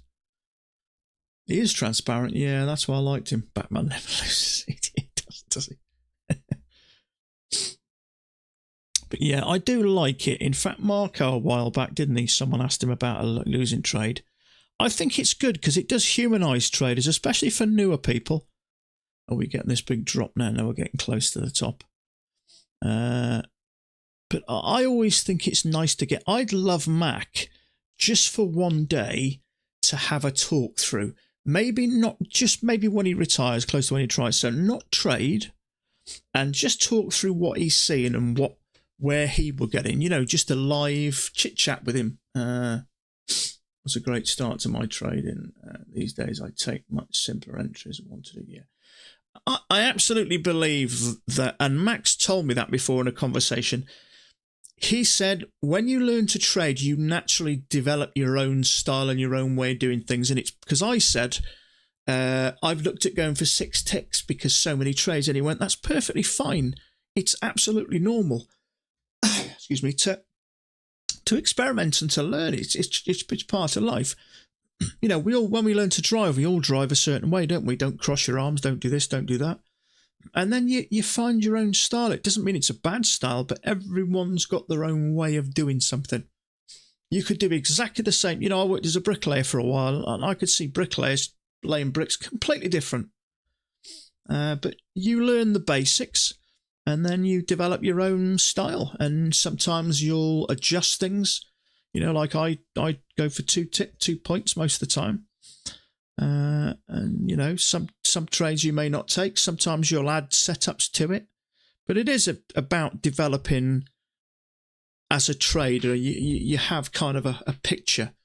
But yeah, Mac's a great way to learn to trade, isn't he? As a beginner, relatively a beginner, and then you sort of develop your own style. But you can't sit in front of these markets every day and not notice when things do things again and again. And you'll naturally adapt. Does a new eval account take to shop in NinjaTrader? Usually it's minutes. It's been over an hour. It might be the fact that there's a lot of people taking them and it just might have slowed things down. But usually I'd say from the time you click the pay button, 3 to 5 minutes in most cases. I've had them really quick. But I'm guessing, Bud, it's just because they've got the 90% on and people are going a bit, they're topping up, aren't they? I think a lot of people may be having a go at that 250, which, I don't know, it's a bit gimmicky, I think, personally. But if you want to have a go at one, but the difference with that is you've got to make $15,000, which is a fair old chunk from the usual 3, but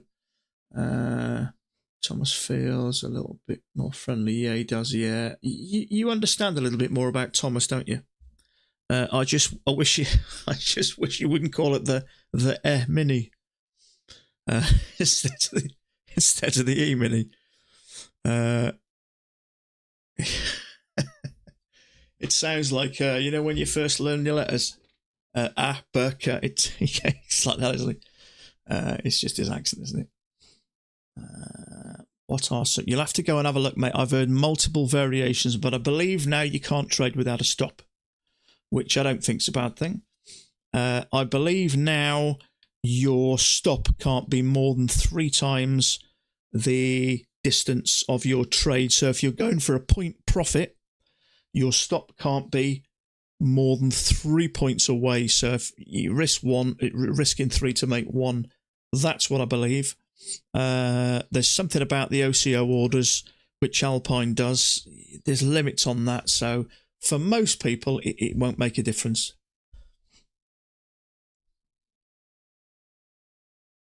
But yeah, it's mainly the stops and things like that. But I'm not sure about the OCO orders, whether you can't do them or whether there's just a slight adjustment to them. It's hard again, isn't it? We're getting very close to that. We're about 14 points off their highs, all-time highs. So we could absolutely tank at some point, because if you're taking, there's going to be some profit taken there for sure. So are we going up? I don't know at the moment. Wouldn't that trade make Alpine go broke? I'm not exactly sure what the rules are exactly. I know there's some variations, but I'll watch his stream later and see what is. Obviously, you'll be paying more attention to him, because I think the rules are based on him and him alone, I think.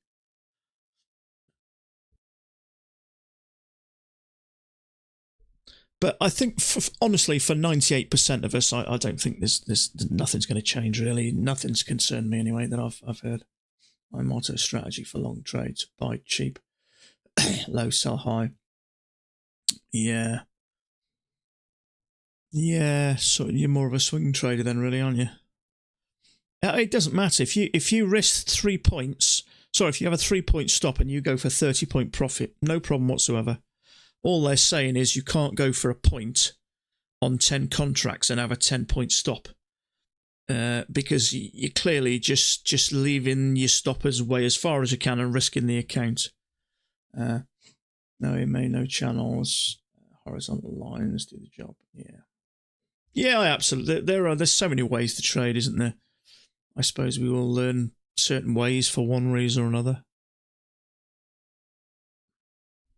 Yeah, I wish I could swing trade a bit more. Sometimes, with Pats, it's very, very fast-moving stuff. You're in and out, and you can make a quick judgment and get it wrong. But yeah, sometimes a couple of legs down might be nice to jump in a trade and try and run it at least to the top.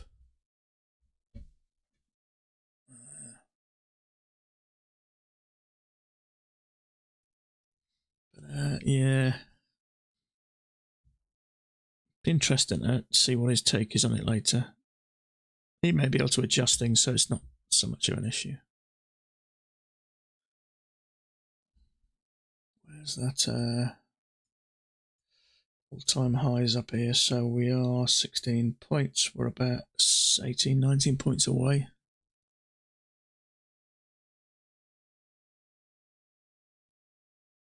Let me find out exactly where it is.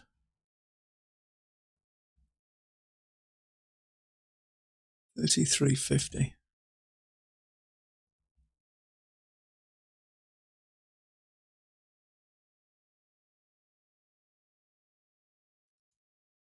That's it, I think. 335.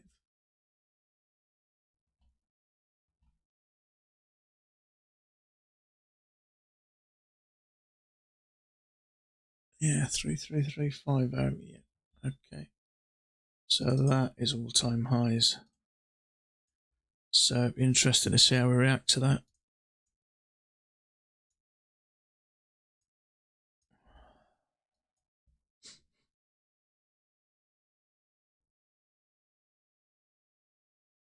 $30 trades in a row. I remember I've had 24 or 27 once. A year and a half, 2 years ago. I couldn't believe it myself. I seem to be really strict. Granted, some I got out for a couple of ticks, but I still considered it as a win. I had maybe a couple of 3 months ago, I had 14 winning trades in a row. Yeah, but there are so many different ways to trade. There's no one size fits all. Some people trade a certain way. If you told me what Alpine's trade was, I'd say it was absolutely crackers. But he makes money out of it. So, it depends what you work on. You have to work on all these. There's no strategies come easy. You have to work on them all, really. 5271. What, have you got that as all-time highs? So this might not be that accurate then. I've got this on the daily. So I don't know how accurate this is, but that's what I've put it as there. So 33350, 533350. So maybe this isn't that right.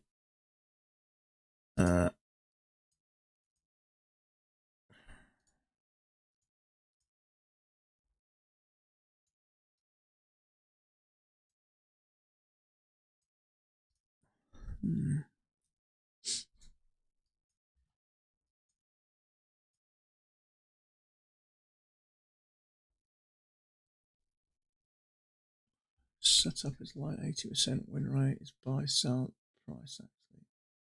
And those are released on the retest. Yes, they're retested. CPI. Yeah. Yeah, there is. If you sit here long enough, you'll notice patterns, won't you? But yeah, I see what you mean. We came down 2 legs. We had a bounce there, and then we had a higher low. Yeah, that probably wasn't a bad setup. I was just going to say something now. That strategy that I was looking at with that double bar, a small channel, something like that. When we get a bearish bar in there, we buy, and we did there. 8-tick risk, 8-tick profit. So if you'd have bought the close of that bar, there'd have been your risk, there'd have been your profit. It seems to work quite well, that. Well, it seems to work when you notice what's going on, and by that time you pretty much know this is working. We're seeing the others at the moment. So what I would consider a double channel, that sort of thickness, rather than a single one. We haven't had a lot lately.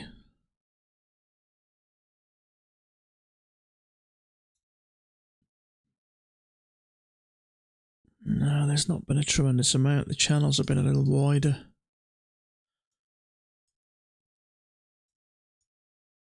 Wow, look at this. We've definitely pushed up the last few days, haven't we?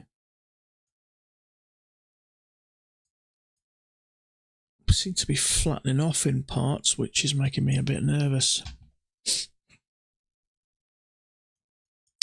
What I don't like is we're at the top, we're fitting quite nice. I can adjust that a touch. We're fitting nice there, so whether that's a small overshoot, I'm not convinced it is. But we've pushed up from here and we've only got to here instead of at the tops. So that tells me we may have a break of the channel, or at least we may get back down to this level. We've had a break on the NQ, depending on how you look at it, and we've actually made a new high on the NQ.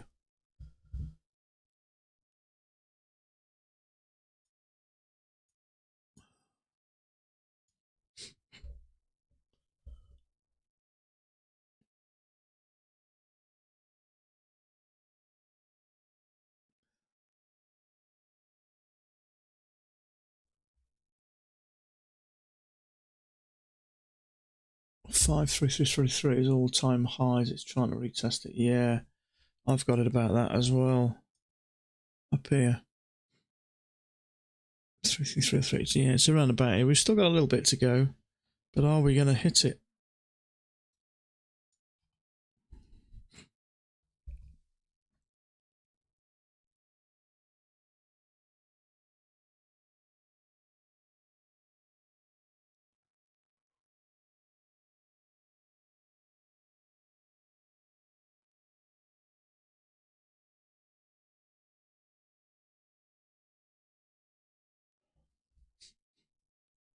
Maybe 3335, yeah, something like that. I've got it there at the moment, which is somewhere around about right. So let's say it's around about there. Yeah, somewhere around about there, around about the 33.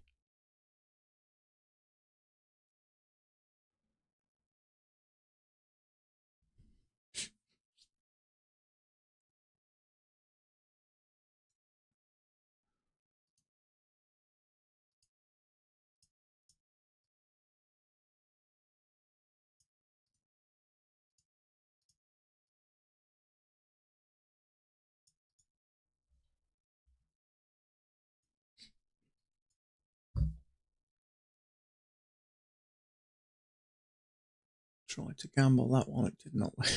Yeah, I think that's what most people will be doing. I think just trying to hit and miss. I think the only way you can really hit targets like that is in quickly is this. I'm just thinking, how many points would you have to go? So if you trade in, I think 27 contracts, you can trade it, can't you? So I I don't know, a lot of points, but even if you took that first bar, if you bought there, pretty sure that, I mean, okay, there's say $1,000 per contract.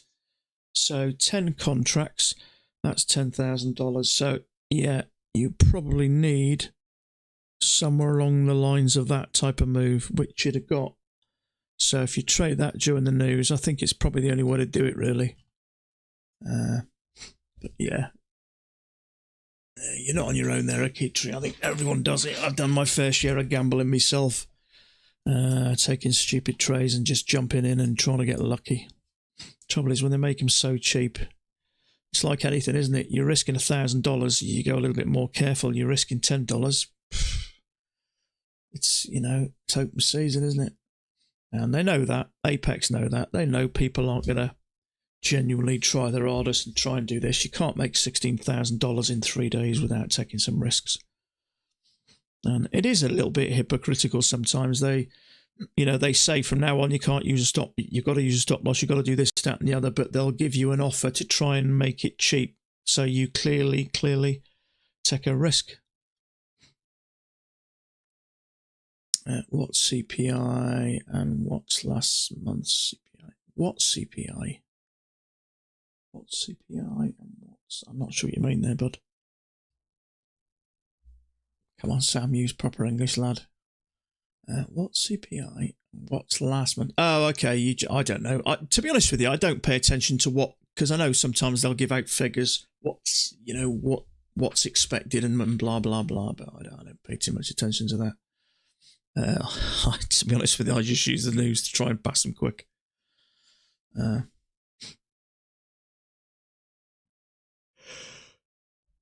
Excuse me.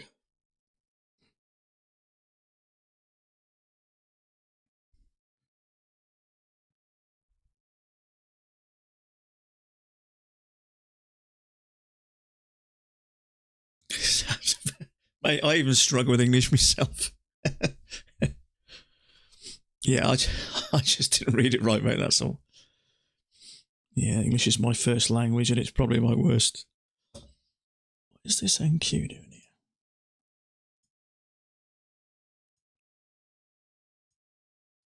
Is there a bit of a... There may be something like that on the NQ, so maybe... Pushing up a bit, whether we're doing something like this, it's possible. There may be like a channel, I don't know.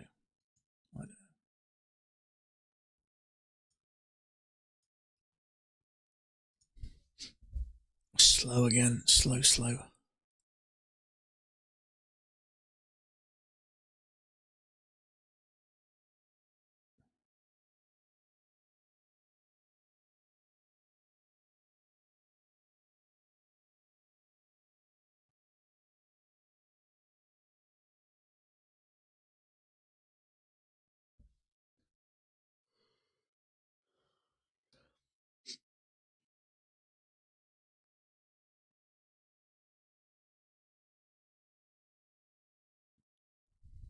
Come on, speed up.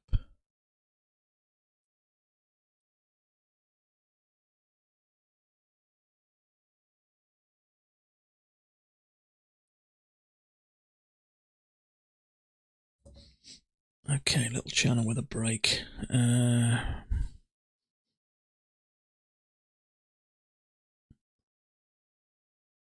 wouldn't be surprised if this thing absolutely tanked.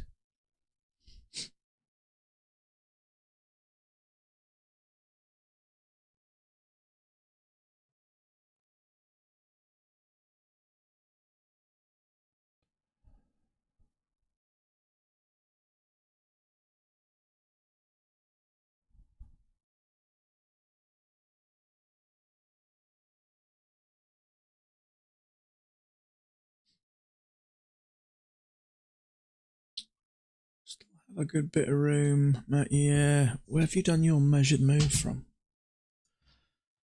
See, I've had mine. I had mine from there. Oh, you're on about from there. That's done, isn't it? Is that done? Is that what you mean, Chad? Oh, no, tell a lot. Yeah, we have. I think I was looking at that one and that one. Yeah, we have actually. And that'll take us to below there, so you'd think comfortably we'd get there, wouldn't you? Yeah. Sorry, ignore my stupidity, mate. So channel with a break. Are we trapping shorts? I'm not going along there. I've got to give it a chance to get somewhere down here, I think. Yeah, you'd think it's likely going to hit that at least, wouldn't you? Second hand. Oh, I'm wary of this when we've had a little channel with a break. Reason being is we could come lower. This kind of looks right. We could come down to this level here. I don't like taking them that far up. You got measured move as well. Yeah. I don't know whether I want to go along there, because if you look at that picture there, it is a bit sideways. So I prefer to go along off the bottom if I was going to do that there. So where's that gone? Where did that go?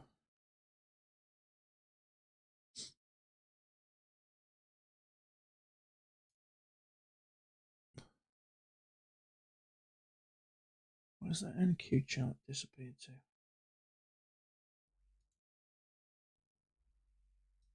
Oh, there it is. Okay. Oh, that concerns me. That does, because we could have let a channel down. One attempt to go higher, second attempt to go and come down for a second leg. And also, I think there is a little possibility that we may be going a little bit sideways here. See what I mean? So I think that trade in there, it may work, but I think it's risky. We've had three nice touches on here. We've come back to the MA, we've pushed up now, and we're struggling to get back to the top of this. So we may have a leg with a break and a leg. And I think it looks like it may be going a bit sideways here. So I think that trade for me is risky. But if you think it's good, don't let me talk you out of it. But it's something I wouldn't want to take a trade at. I wouldn't be surprised if it ticked it and came down for another leg.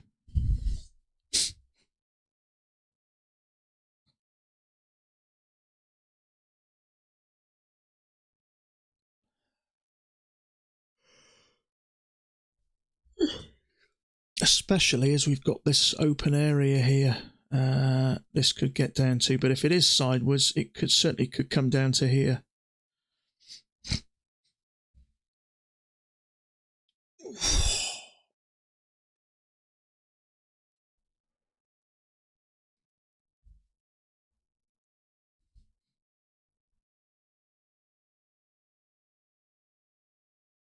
Not only that, you haven't got a lot of space to the highs.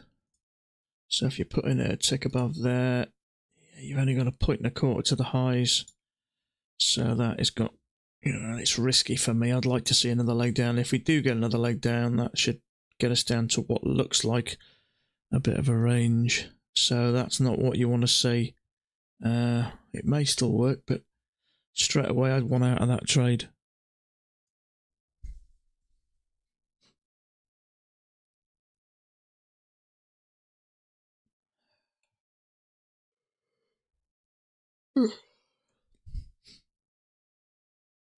Sometimes just the direction of the trade will help you out, but I don't think it's going to here, because we have got some area here and potentially lower if we're going sideways. That's a couple of ticks off stopping that out. Yeah, just look, it's too risky. That is, you're trading really just below the middle line. Really, when you're taking these, you really want to be trading right off the bottom. So I hope no one took that. It is frustrating that, but if you did take that and you got stopped out, don't beat yourself up about it. You'll soon learn not to take those. When you've lost a bunch of them, next time you see that pattern, you'll go, ooh, something doesn't feel right. So if you're trading that and you're quite new and you got stopped out, use that as a real good lesson.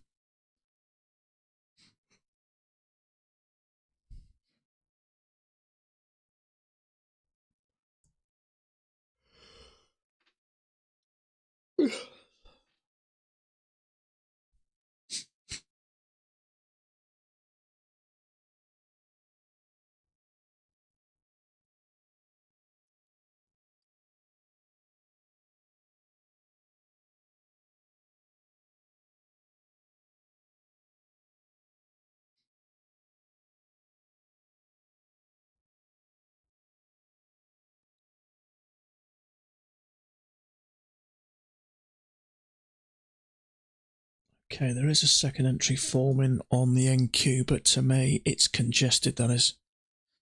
It may work, but that is not great looking price action at the moment. Not only that, if you're going along there right close to these highs, it could come down to the bottom here. It's just congested. You may see that and think, yeah, you like it, but to me, it's a little bit wicky and a little bit not so good.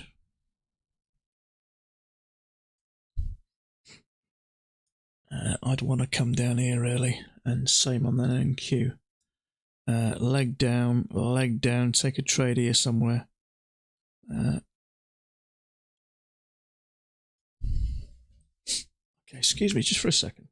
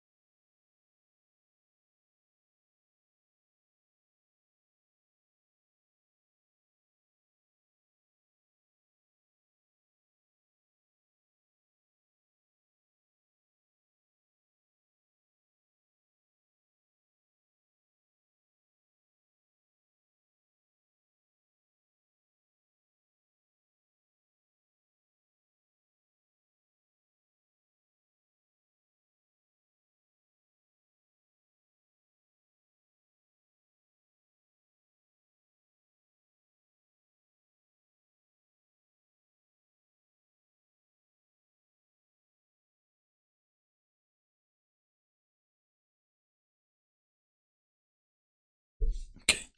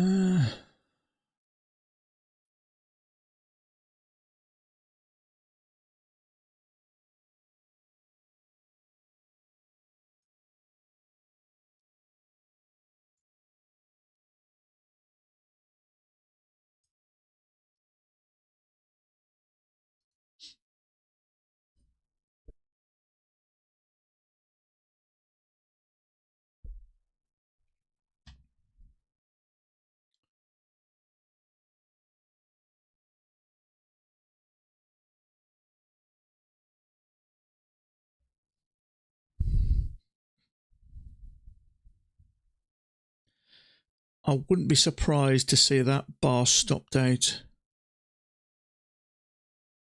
Kind of like a failure there. Not only that, that bullish bar, that second entry long on the NQ, I wouldn't take that long because it's going more sideways. There is a slight upward part and it may work, but that's not what you want to see. So, I mean, it could rocket up, but I wouldn't touch that with a barge pole, although it is a second entry. It's just so high, there's no space to the tops. And effectively, we've already sort of almost matched the tops of the body, so that could be dangerous. So if that comes down and stops that bullish bar out on the NQ, we'll kiss that one goodbye as well. But that would be okay for me. So we got a leg and a leg down, and maybe we can get something off here. Let me just zoom out and have a look. Everything's still fitting nice.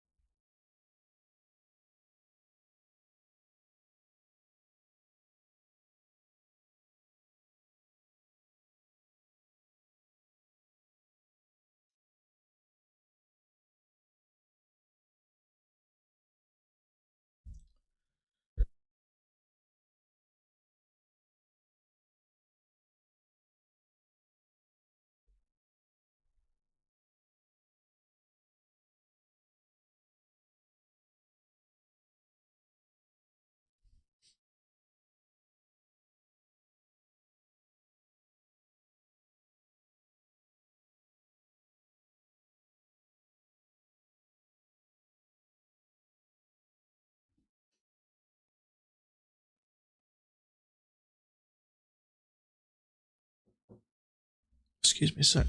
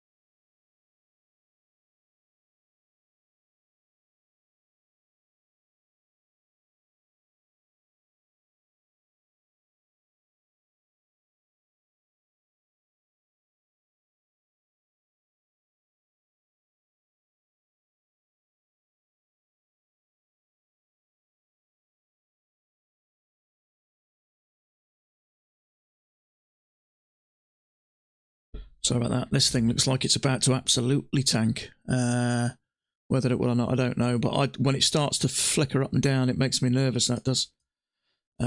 So if you got into that long on the NQ, you may have just got some points there. I don't know. What did it go for? So 4 points. So you may have got out there. But this to me, sideways, that sort of...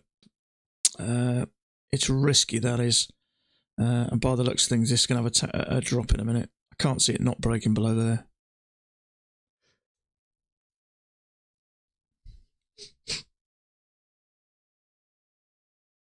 You could call that a triple test, but I just this has got space to go, so we'll have to see how it finishes. This is making me nervous looking for a long at the moment. Let me just check this channel's fitting nice. Touch, touch, touch. So you've got to be so careful here. Jump into a long trigger, comes down here, stops you out.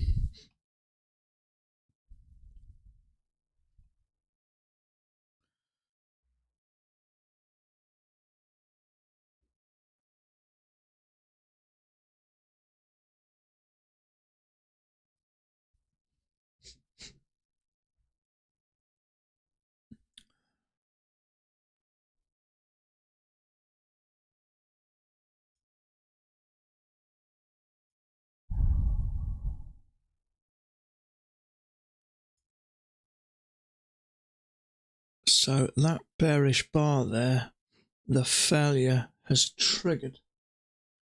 So is this going to go and stop that out, or is this thing going to drop? It did this maybe a couple of months ago, got very close, and when I came back later to the charts, it dropped 120 points.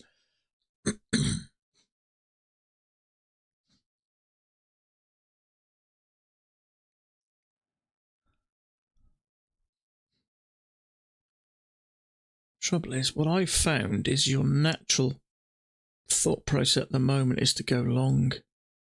But I think this thing may just surprise us all. Triangles are unpredictable. You typically enter on the wrong side. Yeah, that's what I mean. Sometimes they got a habit of you thinking long, long, long, long, long, and all of a sudden, boom, boom, down we go. Whether it'll just come down to the bottom or break out. If we have a leg and a leg, maybe so, but yeah, I am starting to learn just to be careful here, because they have got a habit of absolutely dropping. Yeah. So if you'd have taken that one. You may have got out for some points, but going long into that at the moment is just so risky. And then look, it comes down and eats up that stop. Maybe even that one. Yeah, look at that. So how far are we going to go? Are we still going to recover and push up, or are we just going to tank? See, a leg and a leg. God, it's so tempting here, isn't it? Take a long here. After a correction. I think high-low is the safer bet. It's very tempting to take a long there. Very tempting.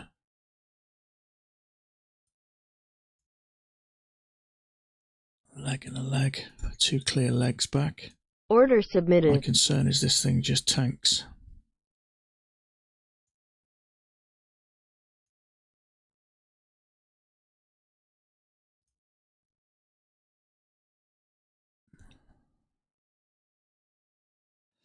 Oh, what to do? What to do? You'd expect that to push up after 2 perfect legs down. What's the risk? Let's have a go at it. See if it gets me. No, I'm losing my confidence here. It's probably going to work.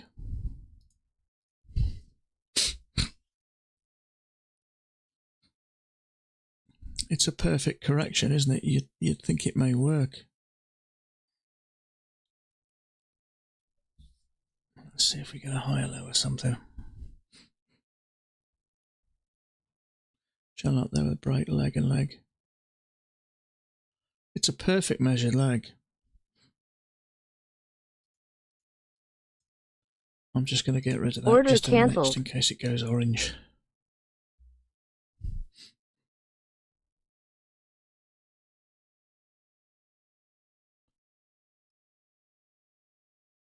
See if we get a higher low. I'll be surprised if that doesn't. It's not only that, it's a failed break out of this, isn't it?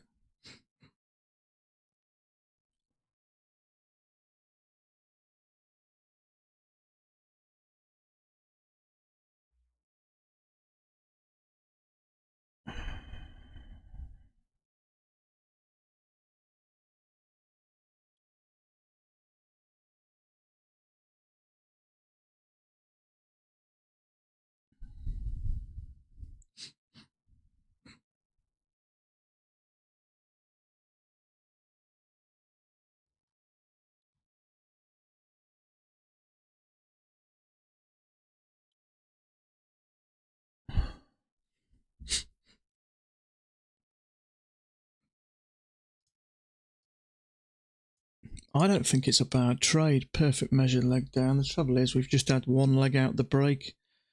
So I think you're safer to wait for the higher low, but I think this is probably going to work. It's on a valuation. I'd take it because it does look like 2 legs, but I don't know, my experience of these, sometimes they can catch you out. If we get a higher low here, then I'd take it.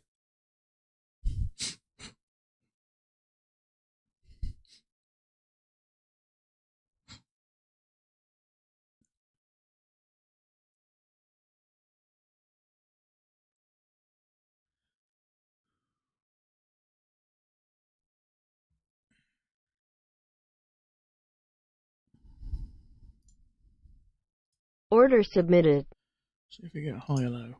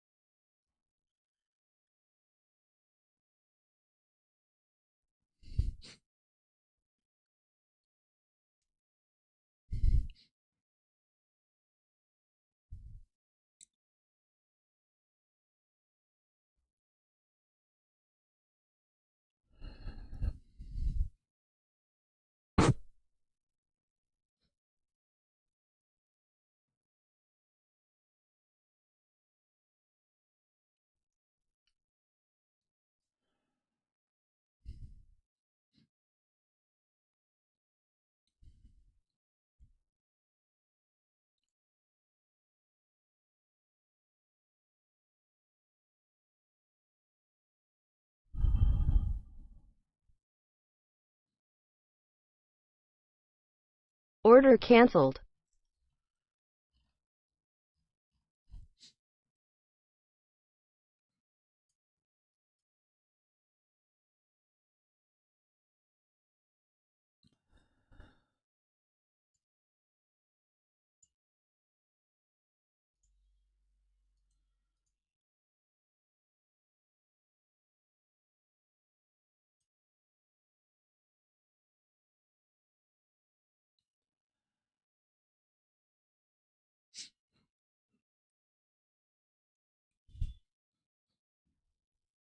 If that stops out, I've been surprised actually. Because actually, channel up, nice correction. I thought that was okay.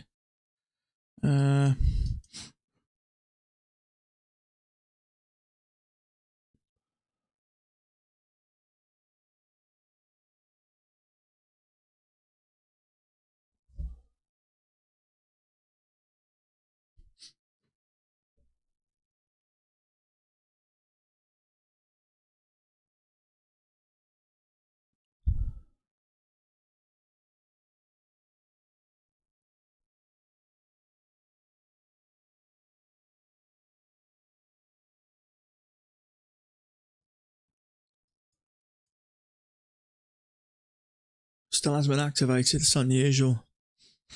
There's just probably a big rush, I think. It is frustrating when you want to get on and trade, isn't it? Just make sure you got your Apex open here, and you'll see it pop up when it's ready. Hopefully it won't take too much longer, but it is frustrating.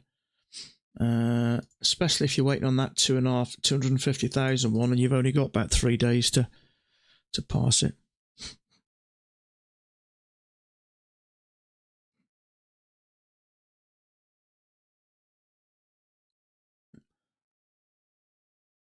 Yeah, I actually didn't think it was a bad trade. Usually two nice legs up, bullish bar. You think it usually works. I mean, if you take away that, a bit sideways, not only that, one, you're fading the breakout.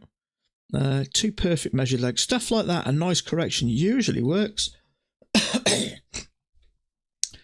Sometimes I see Mac marking those. Sometimes when we have a break of a channel, but I think it's going to work up. So looking at that NQ now, this is a higher low, so we're going to break these highs. I think it's possible. It's kind of making sense, but we are getting very close to those all-time highs, so you just don't know whether things are going to turn around. But I'd expect that to push to these highs. You'd think so. It is a higher low. May have triggered some shorts there, so you'd expect that to at least get to those highs. But the trouble is, it is congested, and when we get close to those all-time highs, sometimes things can just change. I got my first payout on the line for approval. Good for you, mate. But my ID verification has been declined. ID verification. I can't even remember ever doing that.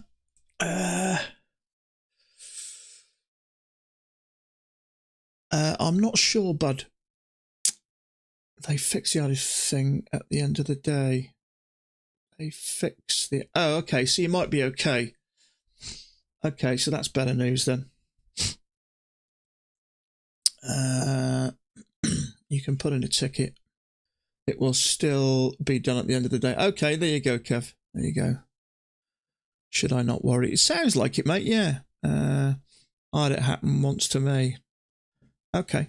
Just keep an eye on it, bud. They're pretty good Apex if stuff goes wrong. If you just message them, they're pretty good. Look at this now. It's going up in it. So that one didn't work, but that one did. It's a ball ache.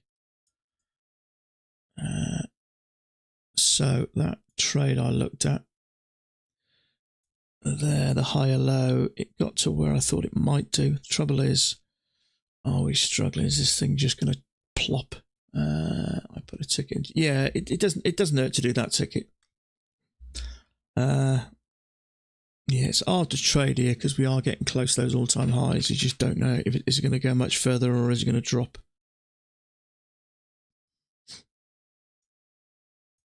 Nothing here, unfortunately. I actually didn't think that was a bad setup. 2 lovely legs down, fade in the breakout. Yeah, I've done that before, mate. It says don't send a ticket. I've still done it. Yeah, just if you're in doubt, mate, just send them a ticket. Doesn't do any harm, does it? Not for you, anyway.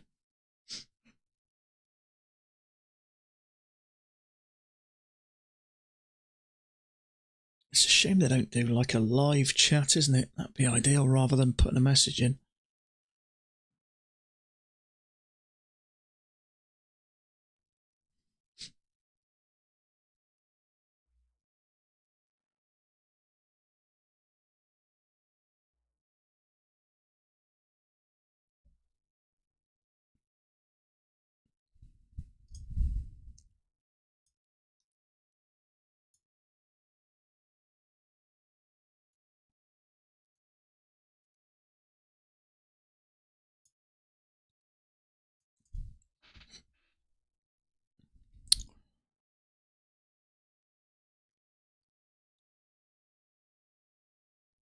So on that NQ now, we've got a triple test. Once, twice, 3 times in a bearish bar. This is a warning.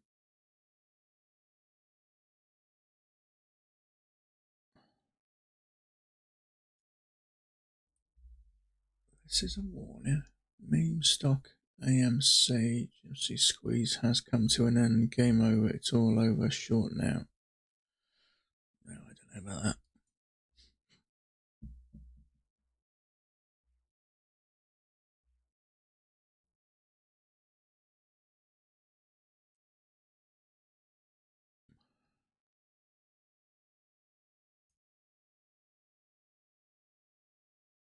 Oh, just hit that user. I don't know if it's yeah. Don't go putting stuff in GameStop, whatever it is. GameStop, is it?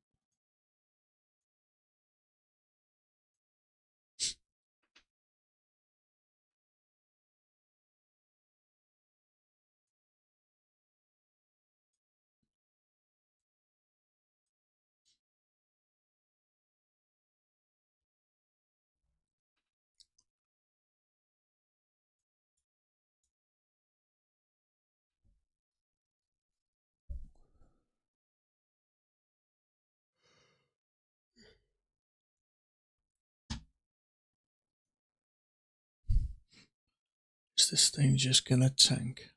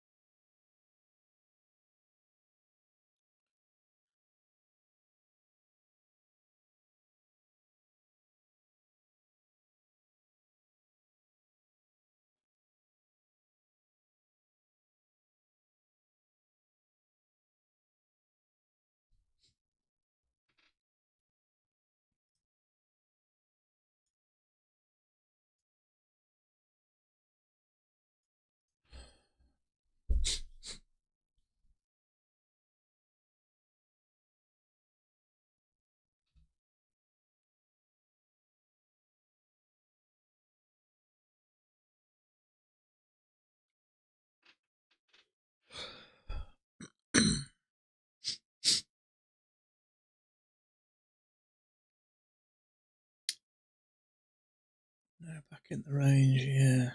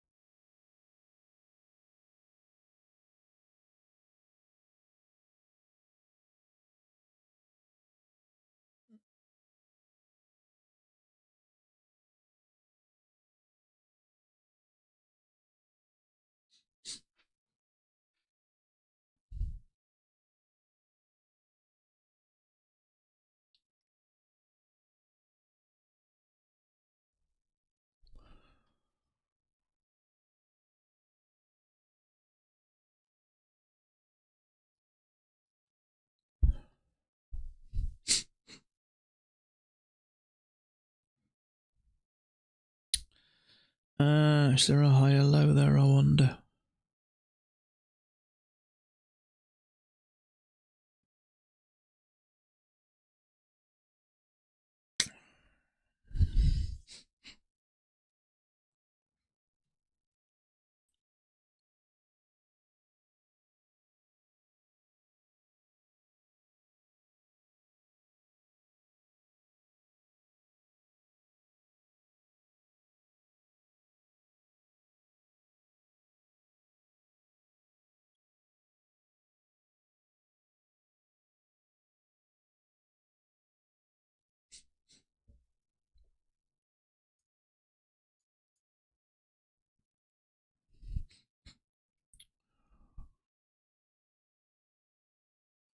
It's quite a small risk, isn't it? But I'm just not sure about this at the moment. We've got a channel. It could trigger and come down. It could be a second entry short. It's just not safe at the moment, I think.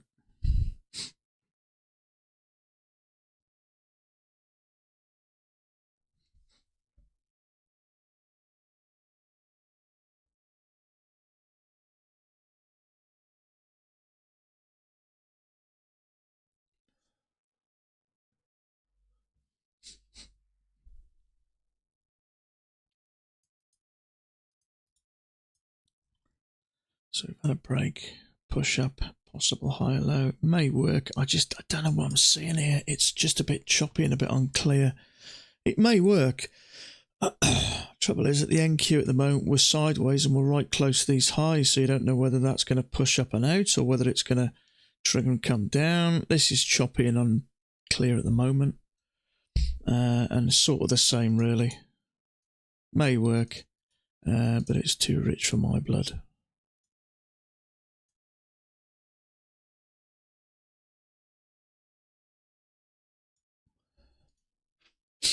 I like the fact that it's touched off the inside, but if we are going a bit stagnant and we've got a channel with a break, we could come down. So I'm not getting involved in this at the moment.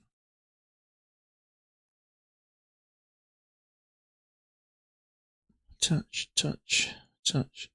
Fit in nice there.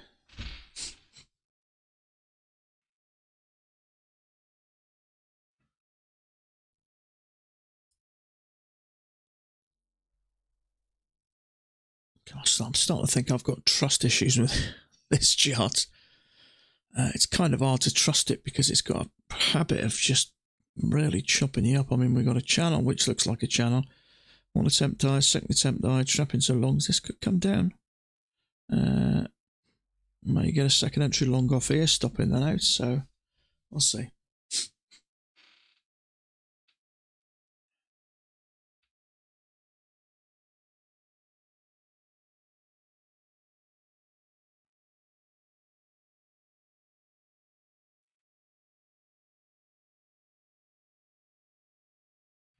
Trouble is, because we've had a breakout of this channel, I can't bring myself to go short yet either, really. NQ is just sideways, bit confusing. So it's a sit, twiddle your thumbs and do nothing type of moment, I think.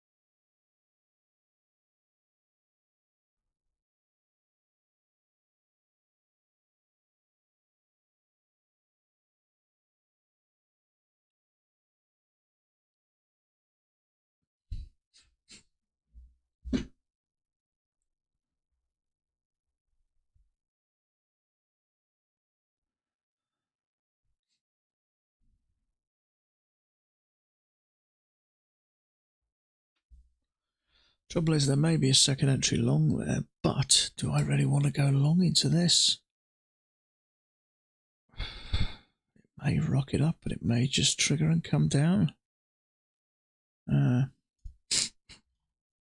Should I take that? We've had a break, haven't we? Order submitted. Oh, it's so tempting. We've confirmed that. I just can't. Something just doesn't feel right. May work, but we've come up, bounced twice off here, but I just don't like what I'm seeing here at the moment. Order cancelled. Just trying to think, if you take away that and that, we've had a break, pushed up in a new high, so maybe it's okay. But I just don't like going long into the... It is a second entry long.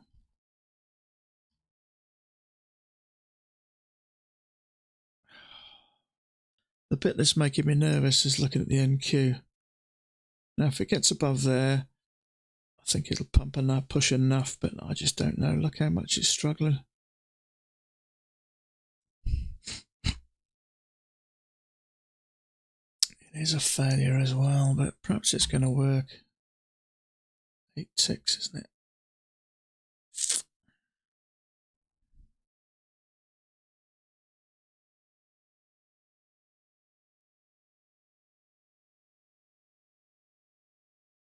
It does look like it's going to push on that NQ.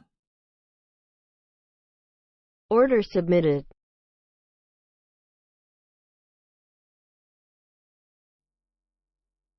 But it's sideways now. I can't take it. Order cancelled. It's just sideways, and it's sideways on the NQ as well. It looks to me like it's sucking in. Now, it might work.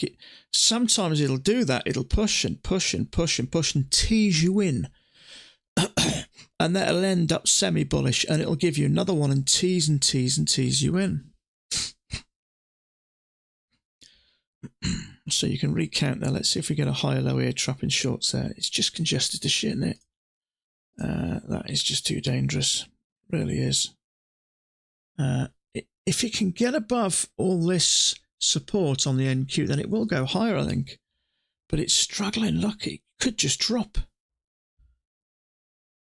So, as tempting as it is, after a break, 2 legs down, push up, back to the EMA, higher low, failure, you'd expect it to work, but in all honesty, it's very congested looking, so it's just too dangerous. Sometimes you just got to leave a trade. It's just not worth it. It may work.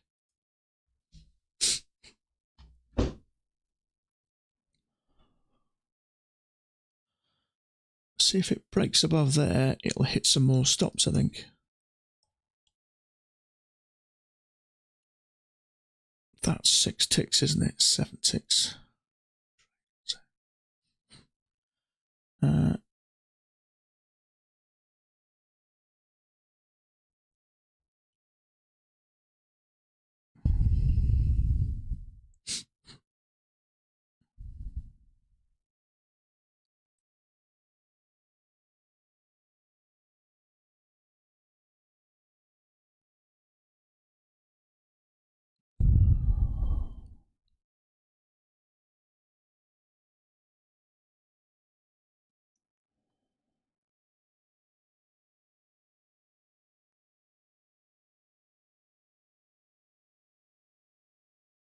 Very tempting, but I'm staying out at the moment.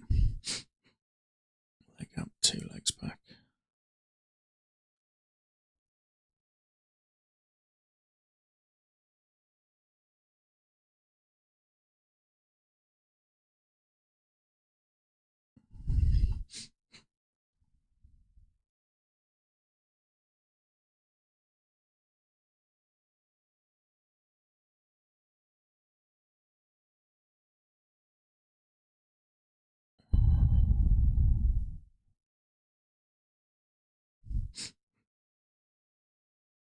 There is a higher low there, isn't there? Order submitted.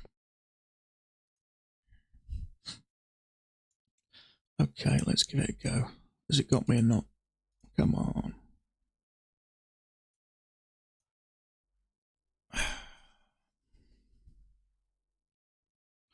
Should have gone there. That would have been the better option.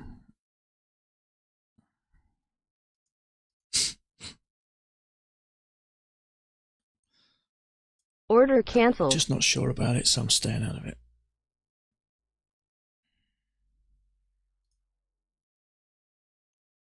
I think it's probably going to work, but I don't know. That would have been the better option, I think.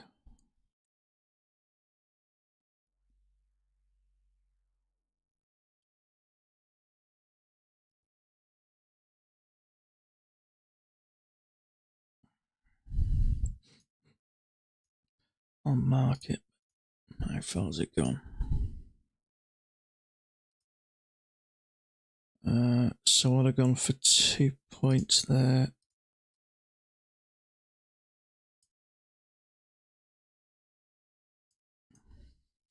It's probably going to work. It is a second entry long. It is a failure. We have had a break. You'd expect it to push higher. I just don't like it though. It's just a little bit sideways, a little bit risky. And also we'd clearly already made a new high on the NQ. And we were already up here before that bar really happened.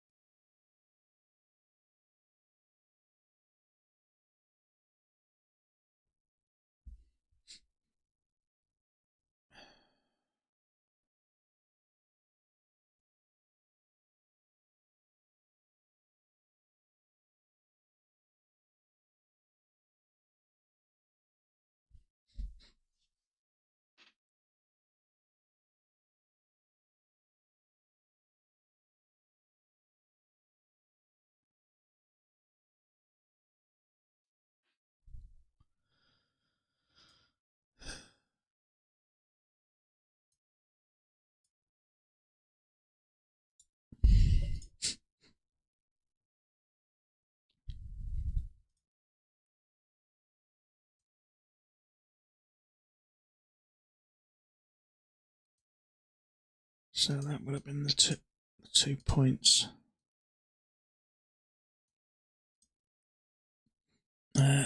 Leg. That's not what you want to see at the top of this. I'd expect. I think it would be likely work because we've clearly had a breakout, but we're getting very close to those all-time highs. So you just never quite know when things are going to start moving in the opposite direction.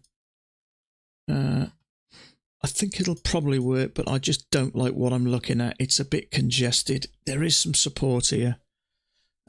So I'm just going to sit tight, unfortunately. I did drop an order in there, but it never picked me up.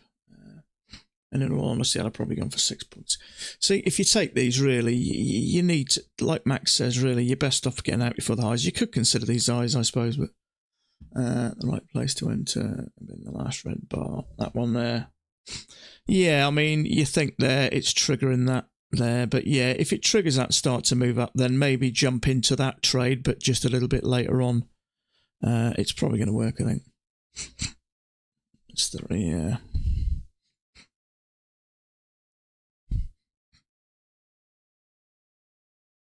Yeah, okay, so that hit 2 points. You know, when you just have a bad feeling about something.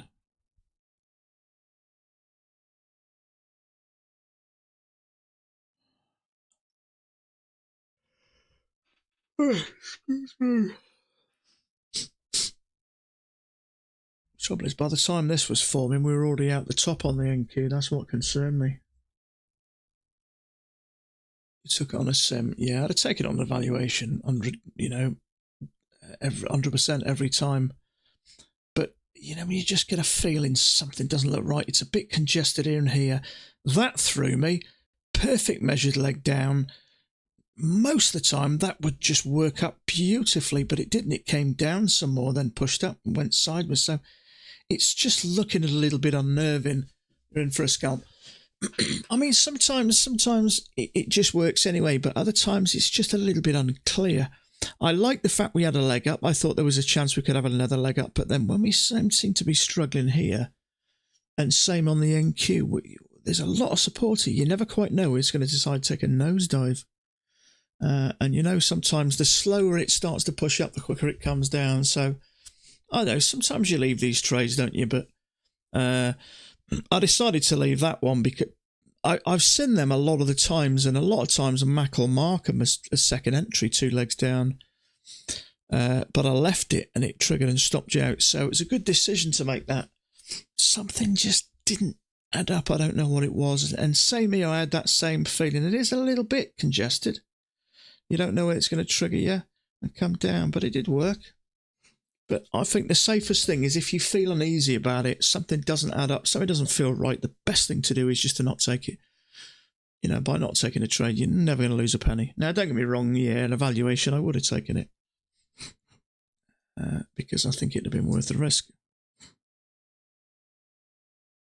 But I got 11 PA accounts on the go at the moment, and I don't know what was the risk there. I don't fancy risking on that trade. So 2.5 points. So 2.5. I'm not risking $2,700 on something that feels a little bit uneasy.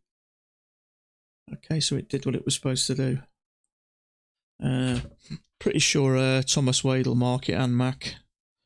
But sometimes you just think, just go for it. But if something feels uneasy, I don't like to do it. But yeah, when you get that bearish bar and it triggers, I think that's a fair indicator. A fair indicator is at least going to stop that bar out. Yeah, up new high.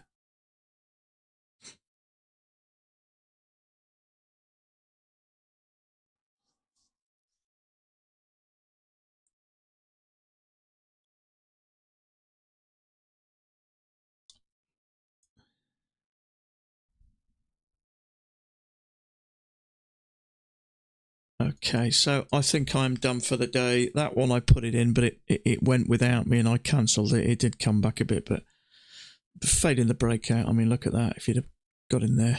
But it's one of those things. If it had got me, I'd have been in and I'd have got my profit. That one, I ummed and ahed about it. I just had an uncomfortable feeling. So I was quite happy to leave that one, but sometimes it pushes up. It makes no difference to me, really. If it doesn't work, it doesn't. If it works, it works. But that instinct and gut feeling that you build up after a while, sometimes market can look a bit out of sorts and still work. I mean, we had a break, we pushed up. But that bit got me thinking, am I missing a channel and it's going to come down? But it is what it is. So I'm done for the day. I've done over 3 hours today. We've had a nice trend, but not a great deal of setups, really. That one I think a few will take. Not only that, you're taking it 2/3 of the way to the top. So you just don't know, do you? So that is it for today, folks, for me. If you're carrying on trading, best of luck. If you are waiting for your PAs, your evaluations, I think they're just probably busy, but hopefully it won't be too much longer. But I'll be back again tomorrow, Thursday. So have a great evening, stay safe, and I will be back same time tomorrow. Bye for now.